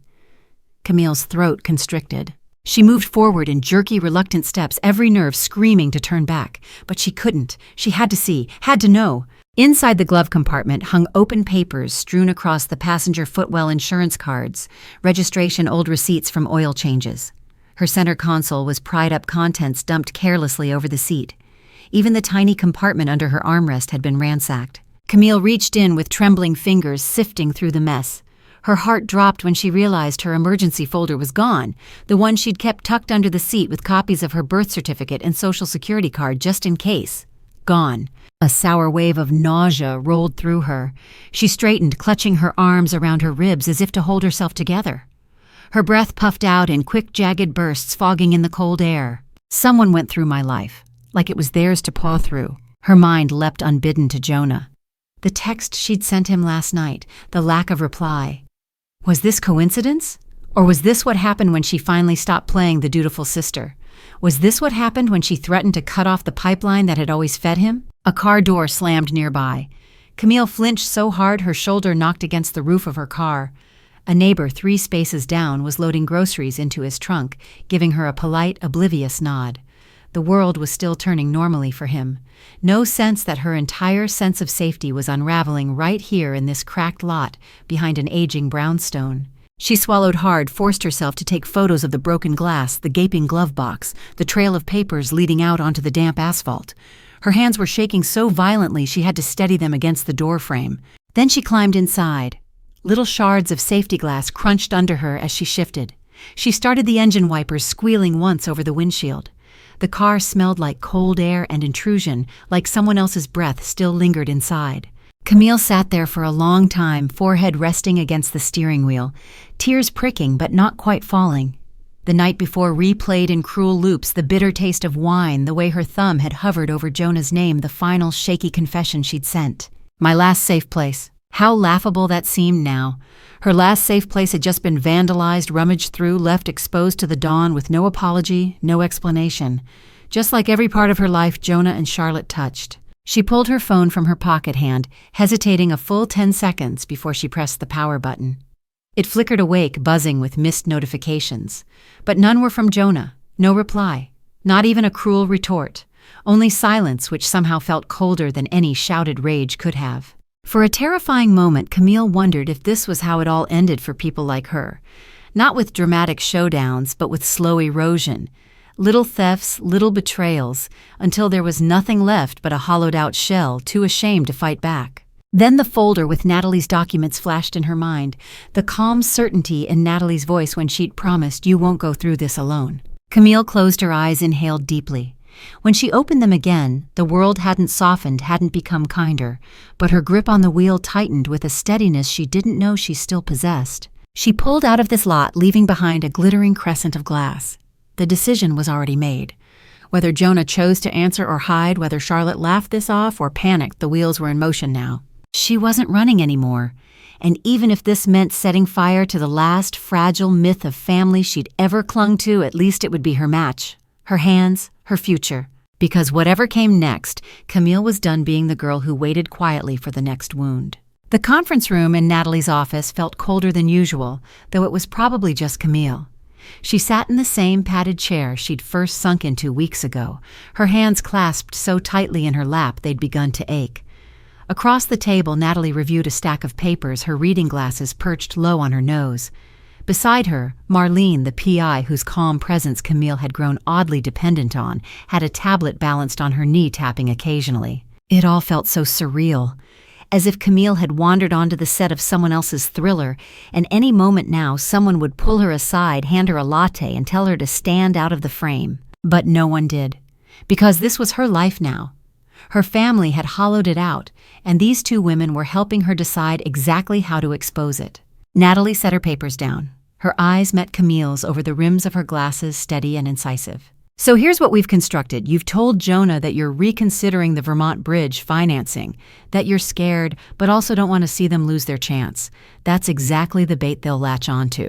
Camille nodded, though her throat was too tight to manage words yet. Natalie continued, voice crisp, deliberate. You've also texted Charlotte letting her know that you'd feel more comfortable reviewing all paperwork with your own counsel present before signing anything. Charlotte's reply made it clear she thinks she can finesse you in person. That's a critical piece. Marlene chimed in, scrolling to show Camille an exchange. Look at this Charlotte texting Jonah. She's wobbly, just needs us to reassure her. Dinner's the perfect setup. She always hated confrontation in public. A hollow laugh escaped Camille, sharp and humorless. That's true. I did. I still do. Natalie leaned forward slightly, folding her hands. Which makes it believable. We want them confident, slightly smug, totally certain you're about to fold. That's when people slip. That's when they admit things push too hard, get sloppy with language. Marlene flipped to another screen. We'll be wired in the restaurant. You'll wear a simple recording device. I'll be nearby with our audio team and another investigator to verify the chain of custody. This ensures it's admissible evidence, not something their attorney can dismiss later as an ambiguous memory or your misinterpretation. Camille's stomach flipped. She pressed her hand flat against it. And if they get suspicious, then they walk away, Natalie said calmly, which is still useful. It shows consciousness of guilt. But based on everything we've observed, they won't. They think you're weak, that you're desperate to still have them in your life, that you'll do anything to keep family intact. The words landed with an ugly truth. Camille closed her eyes, exhaling shakily. They're not entirely wrong, she whispered. That's how it always was. I'd rather set myself on fire than watch them turn their backs on me. But you're here now, Natalie said quietly. That tells me you're stronger than the part of you still reaching for their approval. And Camille, they're counting on you never getting to this point. That's why this is powerful. Silence stretched. Outside the office windows, the afternoon traffic rolled by in neat lines, horns occasionally breaking through the insulated hush. Camille stared at her reflection faintly superimposed on the glass, a tired woman with grief-shaped hollows under her eyes, hair pulled into a hasty knot, fingers twisting her own wrist like a tourniquet. Finally, she squared her shoulders. So, we do it at dinner. Marlene nodded. It has to feel organic. We'll reserve a table at Briolette, that upscale bistro on Clarendon. Their open dining area and soft lighting are perfect. Plenty of ambient noise to make them relax, not so much that we lose the feed. Camille almost laughed at the clinical breakdown of the place she used to daydream, visiting for birthdays or anniversaries. Now it would be the backdrop for catching her brother scheming her future into oblivion. And you're sure, Camille pressed her voice, breaking at the edge, you're sure this is what we need to prove it's deliberate fraud, that it wasn't some misunderstanding? Marlene's eyes were kind, but her mouth remained firm. Camille, they've already shown it was deliberate with the email trail and how they moved money under your name without consent. But them verbally confirming it or joking about your assets or pushing you to sign knowing it will harm you cements intent. Especially for financial crimes, intent is everything. Natalie folded her notes closed. Once we have that, we'll file immediately. It becomes a prosecutorial decision. And you are finally out from under this. Camille nodded. The relief that should have come with those words was muddied by a deep, clawing sadness. as if she was bearing something important even if it was poison, even if it had been rotting inside her for years. She stood, her legs shaky. Natalie rose too, placing a light hand on her arm. "We'll be there the whole time. You just be yourself. Play the role they've cast you in, hesitant, guilty, worried about losing them. Let them talk. They will hang themselves with their own rope." Camille drove home in a haze. The city outside her windshield was dressed for winter shop windows, strung with white lights, pedestrians bustling by in wool coats, breath misting as they laughed over shared stories. She felt entirely apart from it, like a ghost pressing up against the glass of someone else's life. By the time she pulled into her parking spot, her phone was buzzing. Jonah. The name flashing on her screen was enough to twist her gut into a hard knot. She answered on the third ring, forcing her voice light. "Hey." Cam Jonah's voice spilled out in that familiar bright rush, only slightly forced. "Char and I were just talking. We're thrilled you want to get this sorted. Seriously, you don't know what a weight off this is." "Oh, well," Camille managed, pushing her thumbnail into her palm until she nearly broke the skin. I can't keep feeling like the bad guy, you know. Maybe we can figure it out together." "That's my girl," Jonah said with a laugh that sounded almost affectionate. "Almost?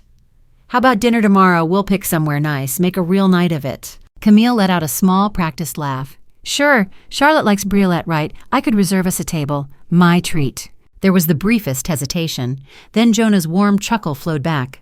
"Perfect. We'll see you there." When she hung up, Camille slumped against her steering wheel, breath stuttering. Her heart galloped like a cornered animal. Perfect. It was such an ordinary word. But tomorrow it would carry the weight of her entire life pivoting on its axis. That night, Camille lay in bed staring at her sealing arms crossed tight over her chest. Every time she closed her eyes, she saw Jonah's grin, heard Charlotte's airy laugh, remembered all the tiny, innocuous moments that had led here, movie nights on sagging couches, whispered conspiracies against their father's drunken rants, Jonah sneaking her the last piece of pie when their mother wasn't looking. Each memory was a thread tied to her heart, each one now tangled with rot. But under that grief pulsed something else, something hotter. It moved like a current through her veins, sharpening her spine. Because tomorrow she'd see them try to charm her again, try to draw her back in with soft lies and casual nudges. And tomorrow she'd let them until they handed her exactly what she needed to finally be free. Camille turned her head into the pillow, exhaling slowly. Her pulse still thundered, her mouth still tasted faintly of fear. But woven through it was a flicker of savage hope. They'd built this whole web on the certainty she'd never push back, that she'd always be the frightened little sister clinging to scraps of family. Tomorrow they were going to learn exactly how wrong they'd been. The maitre d' at Briolette led Camille to a corner table with a crisp white cloth and candles glowing low in crystal holders. She thanked him softly, smoothing her hands over the seat as she sat. Her heart beat a frantic, uneven rhythm. This restaurant should have been the setting for birthday dinners, for toasts over new jobs or anniversaries. Instead, it felt like a theater set, every glittering glass and polite clink of silverware only amplifying how artificial it all was. She didn't have to wait long. Jonah and Charlotte swept in 10 minutes later. Charlotte in a sleek green dress that caught the light in expensive little waves, Jonah wearing a blazer that tried too hard to whisper wealth. They spotted Camille and both broke into smiles so wide it was almost obscene. Cammy, Charlotte trilled, leaning down to air-kiss her cheek, perfume enveloping Camille like a suffocating cloud. "You look so tense. Relax. Tonight's a celebration, getting us all on the same page again." Jonah pulled out his chair with a smug flourish. "This is exactly what we needed, Cam. I knew you'd come around." Camille managed a small, brittle laugh. "Yeah. Well, I couldn't sleep knowing how upset you both were. I want this behind us, too." Charlotte reached across the table to pat her hand, her diamond-studded bracelet sliding down her wrist. "That's all we ever wanted, sweetie. For you to understand it's just family helping family." Jonah signaled the waiter ordered a bottle of wine that cost more than Camille's entire grocery budget for the month. His leg jiggled under the table. If he was nervous, it read more like greedy anticipation than actual fear. Charlotte leaned back with a satisfied little sigh, her eyes darting occasionally to Camille's purse where the envelope sat. Camille could feel Marlene's team somewhere nearby. In the cover of the busy Friday night crowd, she knew they had cameras trained on them, mics concealed in lapels or handbags, the whole tableau ready to be documented. She tried to draw calm from that, but it didn't slow her pulse. The waiter poured their wine. They toasted Charlotte's voice sing-song to new beginnings and profitable ones. Jonah clinked her glass, then Camille's. especially profitable. Camille let the words settle, let the grin fix itself on her face. Then she pulled the envelope from her purse with exaggerated care and set it on the table. It looked exactly like a standard guarantee packet Natalie's team had done meticulous work to make sure of it. Pages of fabricated loan terms, dotted with carefully placed lines that begged for signatures. Jonah's eyes lit up. He reached for it before Camille could even slide it fully across the linen. "Is this—" She nodded slowly. "I reviewed everything with my attorney. I still have some concerns. But I wanted you to have first opportunity to show your commitment. Just sign, then I'll finish the endorsement myself." Charlotte's smile was almost feral, flashing white teeth. "Of course, this is the last step, babe. Then it's just a formality. And trust me, once we flip that property in Vermont, you'll be the one thanking us." Camille tried not to flinch. "You'll be the one thanking us," as if they were doing her a favor by systematically dismantling her future. Jonah didn't even pretend to scan the details. He flipped to the signature page, uncapped the pen Camille handed him, and scrawled his name in his broad looping script. "Done. See how easy that was?" Charlotte laughed, clinking her wine glass against his arm as she leaned in to sign her own part. "So much drama for nothing. We could have been at this stage months ago." Camille watched, heart clenching. Every moment felt too big, too slow, the pen scratching the slight smirk on Charlotte's lips as she blew gently on the ink, the way Jonah carefully stacked the pages as if handling treasure. Finally, Jonah nudged the papers back toward Camille. "Your turn, Cam, then we'll really celebrate." The blood was rushing in Camille's ears so loud she barely heard her own voice. "Actually," she drew back slightly, her chair scraping on the tile, "I don't think I will." Jonah's brow creased. "What?" She rested her hands on the table, folding them carefully to hide how badly they were trembling. "I just needed you to show me. To say it out loud again, how this was always about using my credit, my records, because yours are trashed." Charlotte's eyes darted sharply to Jonah, a quick flicker of unease that was gone almost before Camille could catch it. "Camille, don't be dramatic." But Camille cut her off, her voice startlingly cold. "No, let's be clear. I offered to help you secure a bridge loan under my name. You both eagerly signed without even reading. Because you've done it before. Because you assumed I'd keep playing along." Jonah's smile was brittle now. "Camille, you're overreacting. We're a family. This is normal." "Normal." Her laugh cracked out harsh and humorless. "Normal is you forging my name on loans. Normal is you using my social security number like your own ATM card. Normal is me waking up to find my future mortgaged for your next scheme." Jonah's mouth opened, then shut. For the first time, his eyes darted around the restaurant, searching faces, maybe realizing belatedly that they weren't alone. Camille leaned in slightly, her voice low but slicing. "You want to know the best part? You just admitted again that this was always about using me. You did it on camera. Right now, there are 2 private investigators and 3 hidden recorders capturing every smug word." Charlotte went pale. Her hand jerked back from the table as if scorched. "You're bluffing. You wouldn't do that. Not to us." Jonah's expression twisted. It wasn't fear at first. It was betrayal outrage that she would dare turn the tables. "Camille, after everything, we protected you. We gave you family when nobody else did." Camille's throat tightened, tears pricking, but her voice stayed steady. "No, I was the one who gave family, who gave loyalty, who covered your debts and your lies and your failures over and over because I was too afraid of losing the only brother I thought I had left." She stood, pushing her chair back slowly. Jonah reached for her wrist, but she pulled away almost violently. "Don't touch me," she whispered. "I've spent my whole life letting you use me. That ends tonight." Charlotte started to speak something desperate, an attempt to spin it maybe, but then her eyes caught on a man in a dark blazer standing by the hostess station, talking quietly into a lapel mic. Another woman with a tiny earpiece hovered by the bar, eyes locked on them. The reality clicked into place. They weren't bluffing. This was a net tightening, and Charlotte's glossy composure shattered. Jonah half rose, face blotchy with fury. "You have no idea what you've done. You think the law cares about a family misunderstanding. You'll regret this." Camille bent slightly, her voice icy. "You're right. The law doesn't care about your excuses, only the facts. And I've spent months making sure every fact leads straight to you." Then she turned on her heel, leaving them gaping behind her. As she walked out, the maitre d' gave her a small, almost imperceptible nod, another planted safeguard. Outside, the winter air slapped her fully awake. Her knees were weak, her breath a ragged shudder. She half expected to collapse on the cobblestones. But then her phone buzzed. Marlene's text lit up the screen. "We got everything. Clear audio, full video. You did perfectly." Camille clutched the phone to her chest, exhaled a tremor that was half sob, half laughter. The ache in her ribs loosened just a fraction. She turned her face up to the night sky, breathing in air so cold it stung her lungs. For the first time in years, she felt the faintest outline of something she could almost name. Not peace, not yet, but a horizon where peace might finally be possible. Because tonight she hadn't just caught them, she'd finally stopped being their collateral. And tomorrow, when the calls started from Jonah, from Charlotte, from the attorneys who'd scrambled to spin this as anything, but what it was, she would still stand exactly where she was, free, herself, unclaimed. The second Camille walked away from their table, Jonah's composure splintered. A thin, ugly noise escaped him, part snarl, part breathless laugh, and then his palm slammed down on the table so hard the wine glasses rattled, one toppling and shattering into red-streaked shards. Charlotte jumped violently in her seat. Her face had drained to a blotchy, ghostly white. She clutched at Jonah's arm, hissing under her breath, "Jonah, stop, people are staring." But Jonah didn't stop. His chair screeched back, crashing against another table.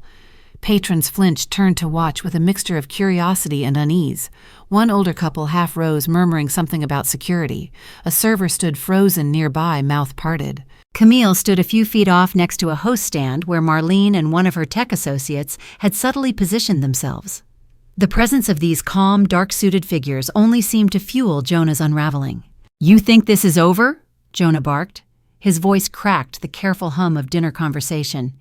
"You think you can pull some goddamn cops and robbers stunt and walk away, Cam? That's your family. You're humiliating in public your own blood." Charlotte tugged at him again, fingers like claws on his jacket. "Jonah, please. This isn't helping. Just go, just—" "No," Jonah's fist struck the table again, a low, savage thud that made Camille's shoulders flinch despite herself.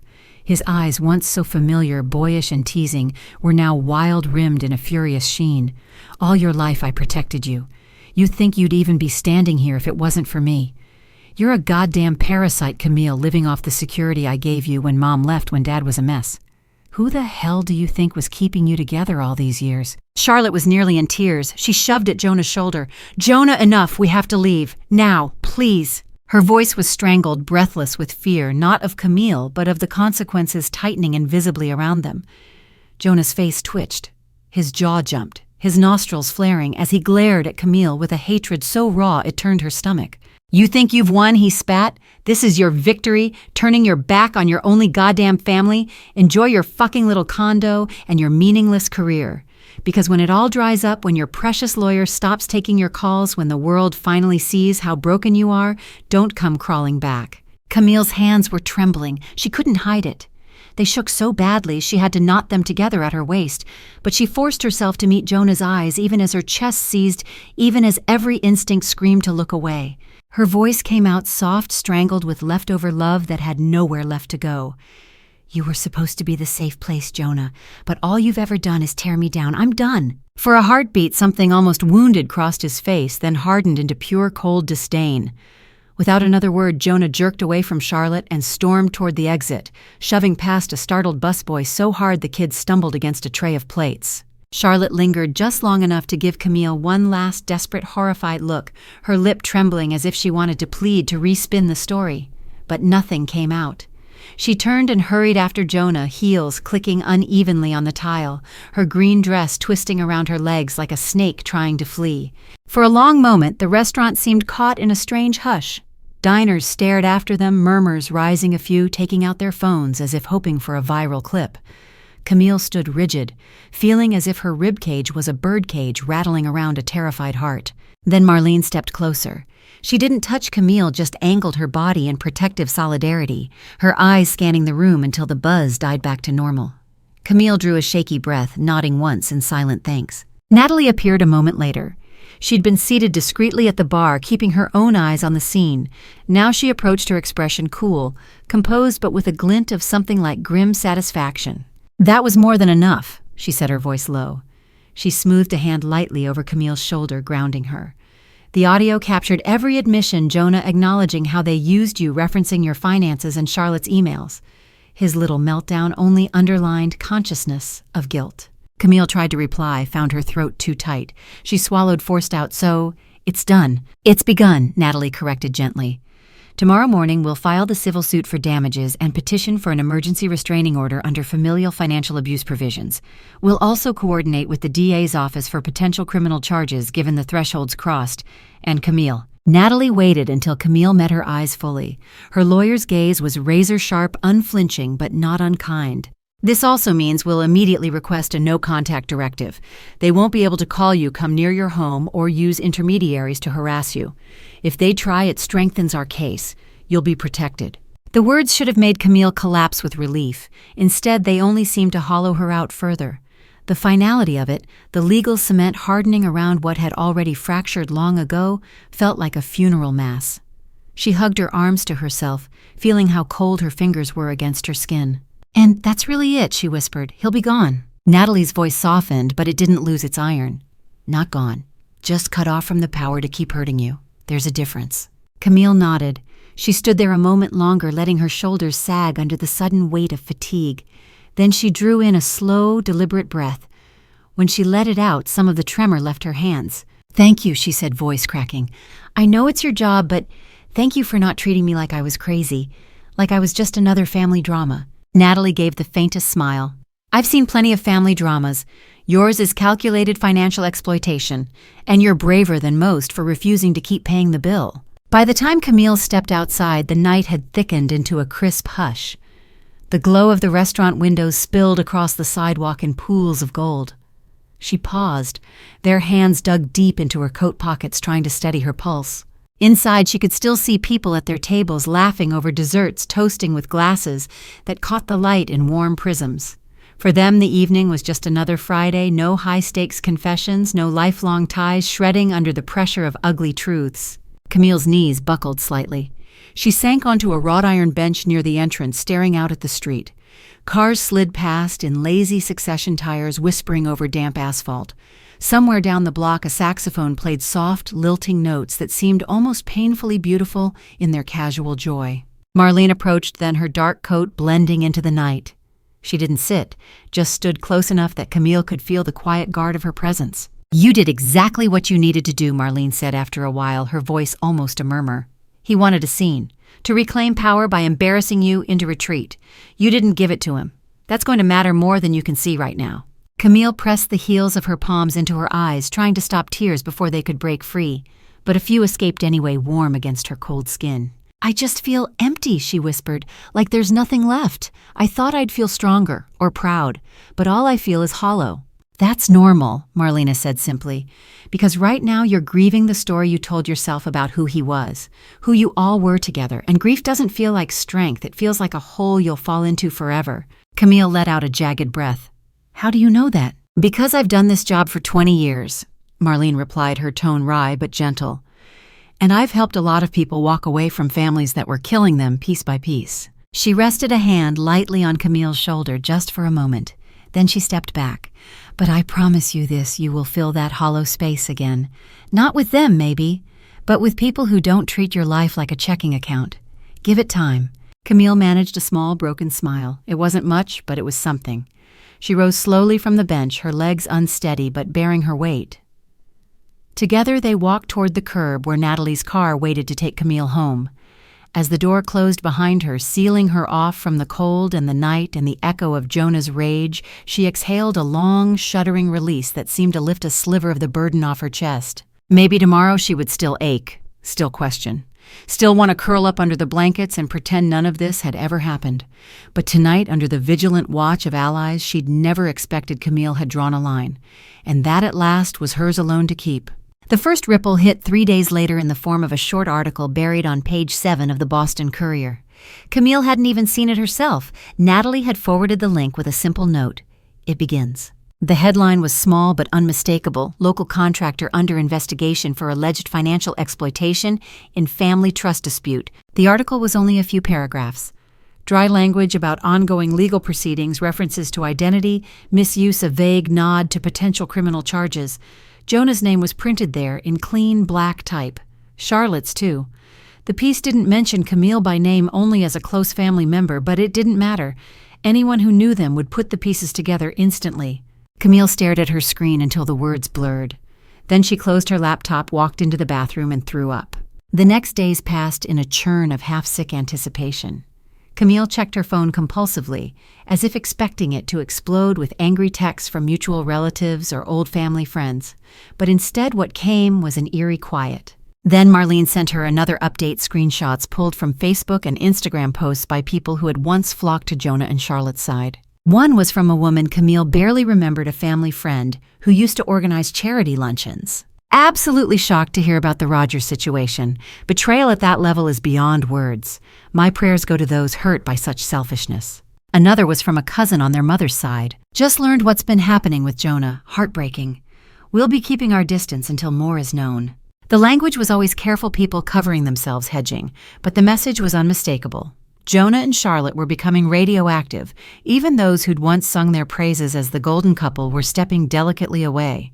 Camille should have felt vindicated. In some small, bitter corner of her chest, she did, but mostly it was just hollow. She had spent so many years envying the way people orbited her brother, his easy charm, his magnetic laugh, the way gatherings seemed to brighten when he walked in. Now that same circle was breaking apart, leaving them stranded. Maybe that was what finally drove Jonah to call. It was late, nearly midnight. Camille had been lying on her couch TV, droning low with a documentary she wasn't watching, the dark apartment wrapped around her like a too-tight cloak. When her phone rang, the sudden noise made her jump. She didn't recognize the number. For a moment, she almost let it go. Then instinct, old and unkillable, pushed her thumb to the green button. "Hello." A beat of silence. Then Jonah's voice cracked across the line, raw and strained in a way she'd never heard. "Camille." Her heart clenched so hard it was painful. She closed her eyes, leaned her head back against the cushion. "Jonah." Another pause. She could hear him breathing, heavy, irregular, like he'd been running or crying. "Cam, you have to stop this," he rasped. "You have to call them off." Her stomach twisted. "Call who off?" "The lawyers, the investigators, whoever you've sicked on us. It's all over the papers now. Do you get that? My phone won't stop. Clients are pulling out, neighbors won't meet my eyes. People are treating us like we're monsters." There was a rawness there that sliced at her, the same vulnerability she'd once cherished, but now it felt like a trap. "Jonah," she whispered, "you are monsters. Or at least what you did to me was monstrous." A choked sound came through the line, halfway between a laugh and a sob. Don't talk like that. You know me. You know I never wanted any of this to blow up. We were just trying to get ahead, to make something secure for all of us."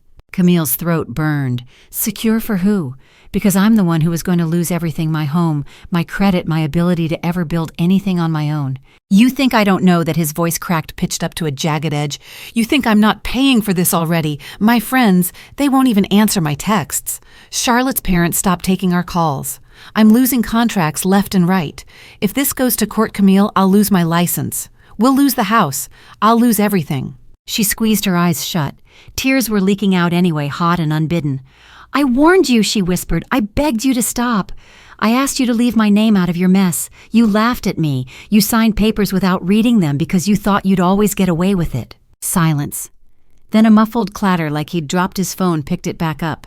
When he spoke again, his voice was a desperate rasp. "Cam, please. I'm begging you. I know I fucked up. I know we took advantage. But I'm still your brother. Don't let them do this to me. Just pull the filing. Say it was a misunderstanding. I'll fix everything, I swear to God." The sob that rose in her chest nearly choked her. Her hand flew to her mouth. For a horrible moment, she nearly said yes, nearly offered to fix it all like she always had, to step into the breach, to pay the price, so Jonah didn't have to. But then Marlene's voice came back to her, quiet but ironclad. "Who's been protecting you all this time?" Camille let her hand fall. The tears streamed freely, now cooling on her flushed skin. She didn't trust her voice, so she didn't try. Instead, she let the silence stretch, hoping he'd understand that silence could sometimes speak louder than any plea. Jonah's breath hitched. "Cam, please, don't do this. I'm begging you. We're family." She closed her eyes. A tremor ran through her lips. Then with a shaking thumb, she ended the call. The line cut off with a sharp little click. Camille sat there in the dark, the weight of the phone suddenly enormous in her palm. Her whole body trembled, racked by quiet sobs that tore through her like winter wind. Outside, a siren wailed in the distance. Somewhere beyond her window, the city kept on moving, people living their small, oblivious lives, eating dinner, making love, fighting over bills, laughing over nothing. And here she was, cut loose from the last illusions that had tethered her. But even in the ruin, there was a savage clarity. This was the consequence Jonah had invited when he gambled her life without permission. This was what it looked like when truth finally forced its way into the open, tearing apart polite facades. Later, curled on her couch under a thin throw, Camille's mind replayed Jonah's words on a brutal loop. "I'll lose everything." For so long, her worst fear was that if she stopped cushioning him from consequences, she'd lose him the last piece of family that felt real. Now she saw it clearer than ever. Protecting him meant destroying herself. Her chest ached. Her stomach felt hollowed out, gnawed by something that would take time to heal. But she also felt in some tiny, fragile corner the first faint stirrings of relief, because the only way through was through, and she'd made it this far. Tomorrow would bring more fallout, more headlines, more calls from Natalie and Marlene detailing next steps, maybe even more desperate voicemails from Jonah or Charlotte.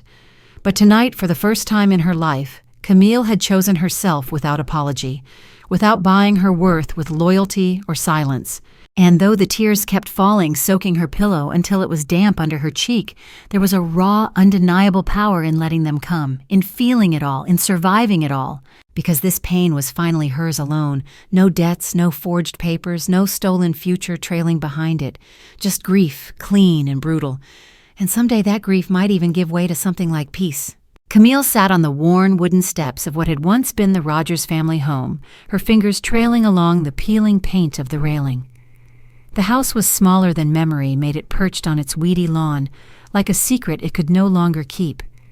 It still carried ghosts, echoes of slammed doors, of whispered bedtime promises, of her mother's suitcase bumping over this very threshold when she left for good. She'd come alone, driving hours from Boston just to sit here one last time.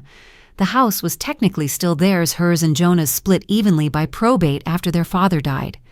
Camille hadn't set foot inside in years. Even now, she couldn't quite bring herself to cross the door. Inside waited hollow rooms, faded wallpaper, old kitchen tiles where their father once paced at night muttering about cards and debts, a living room where Camille had tried to do homework while her parents yelled upstairs, and Jonah, older, trying to drown it all out with jokes and cheap horror movies on TV. So many memories. Some she treasured, twisted though they were. Some she would never stop wishing had played out differently. Now, thanks to the tangled collapse of their family finances, Jonah was desperate for her to keep the house intact. A final bargaining chip in any settlements, a safety net for his mounting legal costs. But Natalie had made it clear legally Camille was under no obligation to preserve it. No obligation to leave Jonah anything at all. "It's your share to liquidate," her lawyer had said with clinical calm. "You can choose what to do with it, whether that's reinvesting, donating, or simply cutting it loose." The idea had clung to Camille for weeks, whispering in her thoughts. At first, it had felt like one more petty form of revenge, selling the last piece of tangible Rogers' legacy, leaving Jonah scrambling with nothing to lean on. A final lesson in consequences. But the longer she held on to it, the more that bitterness soured on her tongue. She didn't want to end this story in a blaze of cold triumph. Not after everything they'd already lost. Not after seeing how easily generational rot could pass from parent to child like an infection. Instead, Camille had found herself poring over old family records, tracing the property lines back to before the mortgage implosions and tax liens. Back to when the land itself had belonged to their grandfather, who had migrated up from the hollers of Appalachia chasing factory work. She'd found faded letters her grandmother had saved in a cracked cedar chest, notes from family who'd stayed behind talking about droughts, mining jobs, drying up schools closing. Children who never made it past middle school because work was more urgent than reading. That was when the idea took shape. Camille had spent her whole life trying to patch over wounds her parents left, trying to hold her brother together even as he pulled her apart. Maybe it was time to take all of that hurt, all of that stolen future, and transform it into something that wasn't just about survival, something that actually meant hope. 2 weeks later, she signed the final paperwork at a plain oak conference table. The house, along with its battered patch of land, was officially sold. The buyers were a young couple with a baby on the way, bright with cautious optimism that made Camille's chest tighten. Maybe they'd fill these rooms with laughter. Maybe they'd scrub away the last of the shouting ghosts. When she walked out into the sunshine, Camille didn't look back. Her car was parked at the curb, the back seat piled with a few dusty boxes, old photo albums, her mother's locket, a tarnished trophy Jonah had won in Little League. Everything else would stay or be carted away by movers. The chapter was closed. From there, it was a short drive to the regional branch office of a nonprofit foundation she'd spent the past month working with.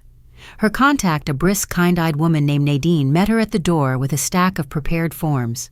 "Ready to finalize the endowment?" Nadine asked with a gentle smile. Camille swallowed past the sudden lump in her throat. More than ready. They sat together for over an hour going through each clause. Camille directed the entirety of her proceeds from the house sale, after taxes, after lawyer fees, into a new scholarship fund.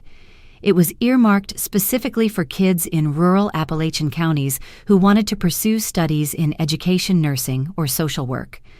Degrees that would bring them back home to strengthen communities like the one her family had abandoned generations ago. She asked that it be named simply the Grace Fund.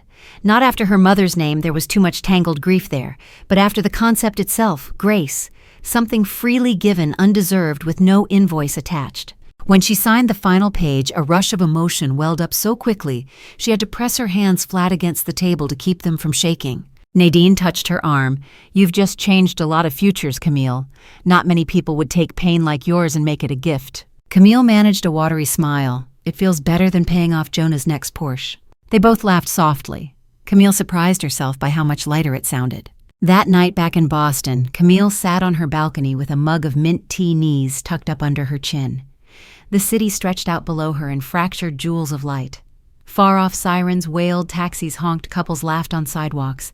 Life, indifferent and relentless, churned on. She thought of Jonah, how he was probably pacing some rented apartment now, ranting to Charlotte or anyone else who would listen about how Camille had betrayed him, how the papers had turned his name into mud, how the legal orders had frozen half his access, how the house he once took for granted as his fallback plan was now putting strangers' children through college. The bitterness tried to rise in her again like bile, but it was softer this time, fainter, more like a ghost itself. Because the truth was, she hadn't done it to punish him.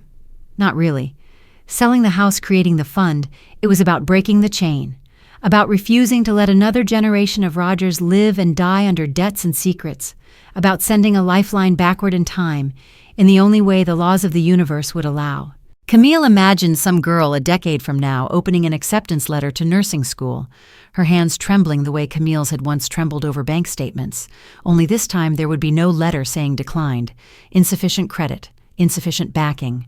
There would just be the chance to start fresh, to build a life untouched by someone else's collapse. Tears pricked again, but they were gentler. Not the scalding grief of betrayal, but something closer to awe, to fragile joy. When her phone buzzed on the patio table, she almost didn't answer. Then she saw it was from Nadine, a simple text update. "Wanted you to know we've already started fielding first-year applicants. We'll send profiles soon. You've done something beautiful." Camille smiled, hugging the phone to her chest. For once, she didn't reply right away. She just let the words seep into the hollow spaces that had ached for so long. Beautiful. Not perfect, not pain-free, but undeniably something new and living. She tilted her head back, looking up at the Boston sky. It wasn't anything like the wide Appalachian heavens her grandparents had described here. The stars were mostly drowned by city glow, but a few still stubbornly shone through, small, insistent points of light. Camille closed her eyes, drew a slow breath, and finally let it out. For the first time, it didn't feel like she was exhaling pieces of herself. It felt like she was making room for something else to grow. The community hall wasn't anything grand, just a modest brick building on the edge of a small Appalachian town with a squeaky door and creaky floors that smelled faintly of lemon oil. Rows of folding chairs filled the main room, each occupied by parents in Sunday-best teenagers in slightly rumpled button-downs, little kids bouncing on laps. At the front was a makeshift stage with a podium decked in fresh wildflowers. Camille lingered near the back. At first her hands twisted together, feeling almost like an interloper. Nadine had insisted she come. "This is your impact, you should see it." But some part of Camille still carried the old ghost of unworthiness, as if by standing here she might somehow contaminate their joy. Then a little girl no more than 7, dressed in a pink dress with fraying seams, darted by, chasing a balloon. She glanced up at Camille with wide, curious eyes, grinned a snaggle-toothed smile, then scampered off again. Something in that bright, guileless expression loosened the tight band around Camille's chest. She found a seat 2 rows from the back and settled in. The ceremony was simple, heartfelt. Local teachers took turns at the podium, voices cracking occasionally as they spoke about how rare it was for kids from these hills to be offered real academic stepping stones. A guidance counselor read out stories of one young man who wanted to be a physical therapist after seeing how his grandmother suffered with arthritis, of a girl determined to become a teacher so no student would be mocked for not affording supplies. Every so often, Nadine would catch Camille's eye across the aisle, give her a small, reassuring nod. Camille would nod back, pressing her fingertips to her lips to keep her composure. Then came the moment that hit her hardest. A boy of about 18, lanky and still growing into his limbs, shuffled nervously up to the mic. He wore a suit jacket too big for him, sleeves brushing his knuckles. He cleared his throat, then gripped the podium so hard his knuckles whitened. "My name's Ellis," he said, voice thick with mountain drawl. "I just want to say thank you to whoever made this possible. I ain't never been more than 50 miles from here. Didn't think I'd ever get to be anything other than work at the mill if it stayed open. But now, I'm going to study kinesiology. I want to help folks here keep them from hurting so bad when they get older. Maybe keep my dad on his feet longer. So, thank you." He gave an awkward bow of his head, eyes darting like he wanted to run off stage. A warm round of applause swelled to meet him, a few people giving standing ovations. Camille was on her feet before she realized it, clapping so hard her palms stung. Tears spilled freely down her cheeks. When she sat back down, her heart felt tender, almost bruised with the fragile beauty of it. This, she thought, this is what it means to break a cycle, to let something new start. Afterward, they held a small reception with punch and finger sandwiches. Camille drifted along the edges, at first content to simply watch families hug their newly minted scholarship recipients. Mothers dabbed eyes with tissues. Fathers clapped sons on the shoulders with rough pride. Younger siblings stood close, eyes wide with possibility. Then Nadine found her linking an arm through hers. "You can't hide all afternoon," she teased gently. "Come meet a few of them. It matters, Camille, to them and to you." So Camille let herself be led step by reluctant step. Soon she was shaking hands with Ellis's mother, who squeezed her fingers, hard tears in her own eyes. "You got no idea what you done for us," the woman said. Her voice cracked undone. "Ellis was going to quit school last year to work full-time at the feed store. We didn't see another path. Now he talks about college like it's a sure thing." Camille's throat was too tight to reply. She just squeezed back, nodded, blinked rapidly. The woman's grip softened, then drew her into a brief, fierce hug. When they pulled apart, Camille saw something open there, a shared recognition that hurt didn't have to keep passing from mother to child forever. Later, standing by a folding table cluttered with paper plates and cups, Camille took in the entire room. Kids laughed in small knots, comparing acceptance packets. Parents hovered close, protective but awash in cautious hope. And for the first time in what felt like forever, Camille realized she was witnessing a future she hadn't built around dodging someone else's disaster. There were no forged signatures here, no quiet compromises that cost her pieces of her soul. Just raw, joyous potential finally allowed to stretch toward the sun. Her eyes prickled again. She tilted her head back to stare at the ceiling, willing the tears to ease. It didn't work, but that was all right. These tears weren't the same as the ones she'd cried curled up alone on her bathroom floor after discovering Jonah's betrayal. These were lighter, cleansing somehow. A soft voice beside her broke through her thoughts. "Miss Rogers." She turned. It was Ellis, nervously fidgeting with the too long cuffs of his jacket. Up close, he looked even younger, a faint scattering of acne across his jawline. "Yeah." Her voice came out hoarse. She cleared her throat, tried again. "Yes, Ellis." He shuffled his feet, then stuck out his hand. "I just wanted to thank you direct. Ms. Nadine said you're the reason this scholarship even exists." Camille took his hand, gripped it firmly. "I might have started it, but you're the reason it matters. Don't ever forget that." His face bloomed into an awkward grin, eyes bright. Then he ducked his head and hurried back toward a knot of other teens. Camille watched him go. Her chest tightened painfully, but it was the kind of ache that came from stitches closing over a long wound. By the time she stepped outside into the late afternoon, the sun was beginning its slow descent behind the low mountains, turning the sky to gold edged in bruised purple. She stood on the small concrete stoop, arms folded, letting the light wash over her. It struck her then how differently this all could have ended, how easily she might have clung to her bitterness, to thoughts of revenge that only deepened the poison. How tempting it would have been to keep the old house as leverage over Jonah, to wait for him to come crawling when everything else fell apart. Instead, she'd taken that weight, that inheritance of ruin, and converted it into something new, something that might outlast even her memory. Kids from these hills would go on to build lives untethered to old family debts or abandoned dreams. And maybe that was what redemption really looked like. Not fixing the past, not forcing Jonah or Charlotte to understand the devastation they'd caused, just planting something better in the wreckage. Camille let out a long, shuddering sigh. Then, almost without thinking, she whispered aloud, "Family isn't who shares your blood. It's where your heart finally feels safe." The words surprised her, but once spoken, they settled around her like a gentle mantle, warming places inside her that had gone cold for far too long. She didn't know if Jonah would ever grasp what he'd lost, or if Charlotte spent her nights haunted by choices that had gutted them all. That was their burden to carry now. Camille was done shouldering it for them. A few cars were pulling away from the lot. Parents honked lightly, waving at neighbors. A little boy darted by with a paper certificate clutched to his chest, eyes gleaming. Camille found herself smiling, not the brittle, cautious curve her mouth had learned to wear all these years, but something softer, truer. She started down the steps toward her car, feeling strangely light. Tomorrow she'd drive back to Boston. She'd go to work, pay her bills, maybe meet Leah for dinner, and let herself be drawn into laughter that didn't come with a price tag. The future was still unwritten, but for the first time in her adult life it wasn't overdrawn before she even began. And if she ever doubted the worth of all this heartbreak, if old scars flared in the dark hours of night, she'd have this day to hold close. A room full of bright, uncertain kids on the cusp of everything stepping over lines her own family had never learned to cross. Camille paused at her car door, turned one last time to look back at the building.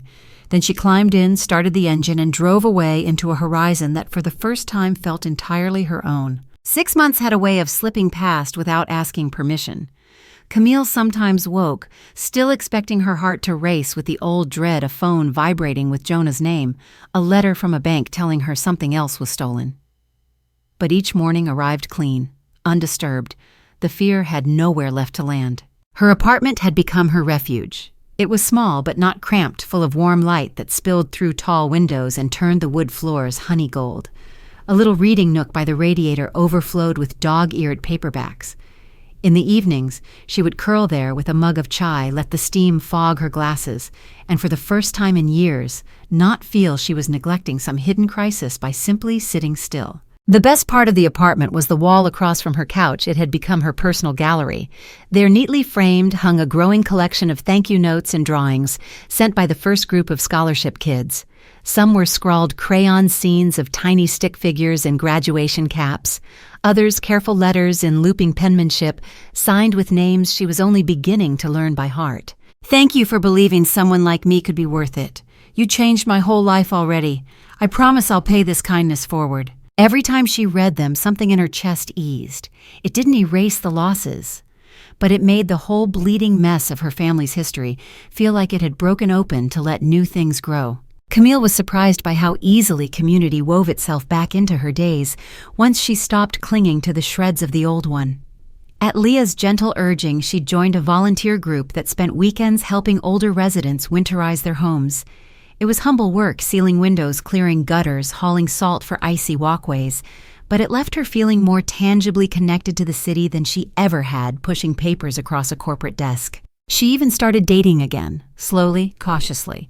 A kind-eyed physical therapist named Mark had struck up a conversation with her at the farmer's market over heirloom tomatoes, then invited her to an outdoor jazz concert the next week. Camille had been tempted to invent excuses to slide back into solitude, but something steadier inside her urged her forward. Mark was patient funny in a low-key way that didn't demand laughter, but made it easy to give. On their 4th date, he walked her back to her door, waited with visible care for her to decide if she wanted him to come in. She didn't that night, but she kissed him a soft, exploratory press of mouths that felt like testing water with her toes. When he pulled back, his smile was gentle, no disappointment, just promise. She went to bed that night with her heart tripping over itself. Not out of fear, but because she was discovering what it meant to reach for someone without bargaining pieces of herself away first. Then one soft Thursday afternoon, her phone buzzed with a call from Nadine. "Don't panic," Nadine said immediately. Laughter in her voice, "but you're about to get a flood of mail. We just held a mid-year luncheon with the kids. They all wanted to write you." Camille laughed. "Tell them to keep their postage receipts. I'll reimburse." "Not a chance," Nadine replied warmly. "This is their joy to send, just like it's yours to keep. I'm proud of you, Camille." That was the entire conversation, but it left Camille standing in her kitchen, clutching her phone to her chest, tears pricking her eyes, happy ones this time. The quiet pride in Nadine's voice felt like a benediction. It was only later that same week that the email from Natalie arrived, succinct and devastating in its own way. Subject FYI, Jonah Rogers. Camille? Just received formal notice via court monitoring. Jonah Rogers has filed for personal bankruptcy under Chapter 7. Additionally, local authorities in Vermont are pursuing new investigations tied to fraudulent contracting bids. I'll keep you posted on anything that could tangentially impact you, though at this point you are legally insulated. Take care of yourself. Natalie. Camille sat back in her chair, staring at the neat lines of text until they seemed to double. Jonah bankrupt. Charlotte had apparently left him months before, no official statement, but plenty of local gossip. The house in the Hamptons was long sold off to cover mounting debts. Whatever shining pedestal Jonah had built for himself was reduced to dust. A hollow ache unfurled in her chest. Not triumph, not even relief precisely. Just a bittersweet sadness for the boy he had once been, the brother who used to tuck an extra cookie in her lunchbox, who shielded her from their father's rages, who promised one day they'd leave it all behind together. Maybe he had tried in his own twisted way. Maybe he'd just never learned how to build something that didn't rely on borrowed walls, stolen foundations. Or maybe he'd simply liked it better when someone else carried the cost. That night, Camille made herself a quiet dinner: roasted vegetables, crusty bread, goat cheese, and sat cross-legged on her floor with a glass of wine. Outside her window, Boston glimmered under the early hush of evening. A siren flared somewhere far off, quickly swallowed by the normal murmur of city life. She looked at her wall of drawings and letters, bright, childish scrawls, shaky signatures of teenagers still half-growing. Proof that every ugly thing she'd endured hadn't been the end of the story. Jonah's choices were finally catching up to him. Camille's had too, but hers were leading somewhere entirely different. Toward late-night text chains with Mark about weekend hikes. Toward hand-painted cards from Appalachian students who wrote like someone had finally flung open the door to their futures. Toward mornings when she woke and didn't brace for disaster. She tilted her glass slightly in a small private toast, not to endings, but to the strange, unexpected peace of finding out your survival didn't always have to look like armor. Sometimes it could look like color on the walls, like new hands held carefully, like the tender ache of knowing your life was at last your own to shape. The park was bathed in gold, every leaf edged with a molten glow as the sun slid lower toward the horizon. Camille sat on an old iron bench, legs crossed beneath her hands, resting loosely in her lap. The breeze teased at strands of her hair, carrying with it the scent of grass, the faint sweetness of cotton candy from a nearby vendor. It had become her quiet ritual these dusk hours, stolen from the rush of city life. A time to simply be without expectations, without apologies. She liked to watch the way light spilled across the playground, how it touched the old oak trees like a painter's brush, how children's laughter burst and echoed off the concrete paths, bright and careless. Her phone buzzed, pulling her gently from her thoughts. She glanced down. A message lit the screen, short, simple, from Mark. "I'm at that little cafe on Tremont. Got us a table by the window, whenever you're ready." Camille's smile was soft, almost shy, blooming across her face without conscious effort. 6 months ago, she couldn't have imagined trusting someone with even the fragile corners of her day. Now here she was, heart-opening and cautious petals, discovering new language for closeness that wasn't laced with guilt or debt. She read the message again, thumb hovering over the screen. Not because she doubted she would go, but because it was still wondrous to realize she wanted to. That love, or the careful, hopeful start of it, didn't have to come wrapped in sacrifice. That affection could be given freely, not extracted under duress. Camille tilted her face toward the fading sun, closing her eyes for a moment, letting its warmth spill across her skin. In the distance, a small group of kids shrieked in delight as they chased a battered soccer ball across the lawn. Their joy rose and fell in bright waves, the purest kind of music. Her voice came quietly, half-whispered, as if telling a secret to the tender evening air. Sometimes Camille breathed to find peace. We have to rescue ourselves from the very chains our blood once forged. The words settled around her, not heavy this time, but light, almost buoyant, because she had done exactly that. Broken free from the myths that family was owed endless forgiveness, from the trap that loving someone meant enduring harm again and again. She had chosen herself, and through that somehow chosen possibility. A laugh burst from the children as one tripped and rolled, giggling, grass-stained and breathless. Another helped him up, and they tumbled forward, undeterred, chasing the game back toward the dying light. Camille stood slowly, slipping her phone into her pocket. Her heart was calm, sure in its new rhythm. She took a step down the path toward the street where Mark was waiting toward conversation, and gentle teasing, and maybe a glass of wine shared over candlelight. The laughter of the children floated behind her, a tender, playful echo, as the screen slowly faded to black. It was the perfect final note, the sound of lives just beginning, of bruises that would heal, of futures that might stretch on unbroken. And as the last rays of sun dipped below the horizon, carrying the day into quiet promise, Camille walked on, toward something wholly hers, toward peace freely claimed at last.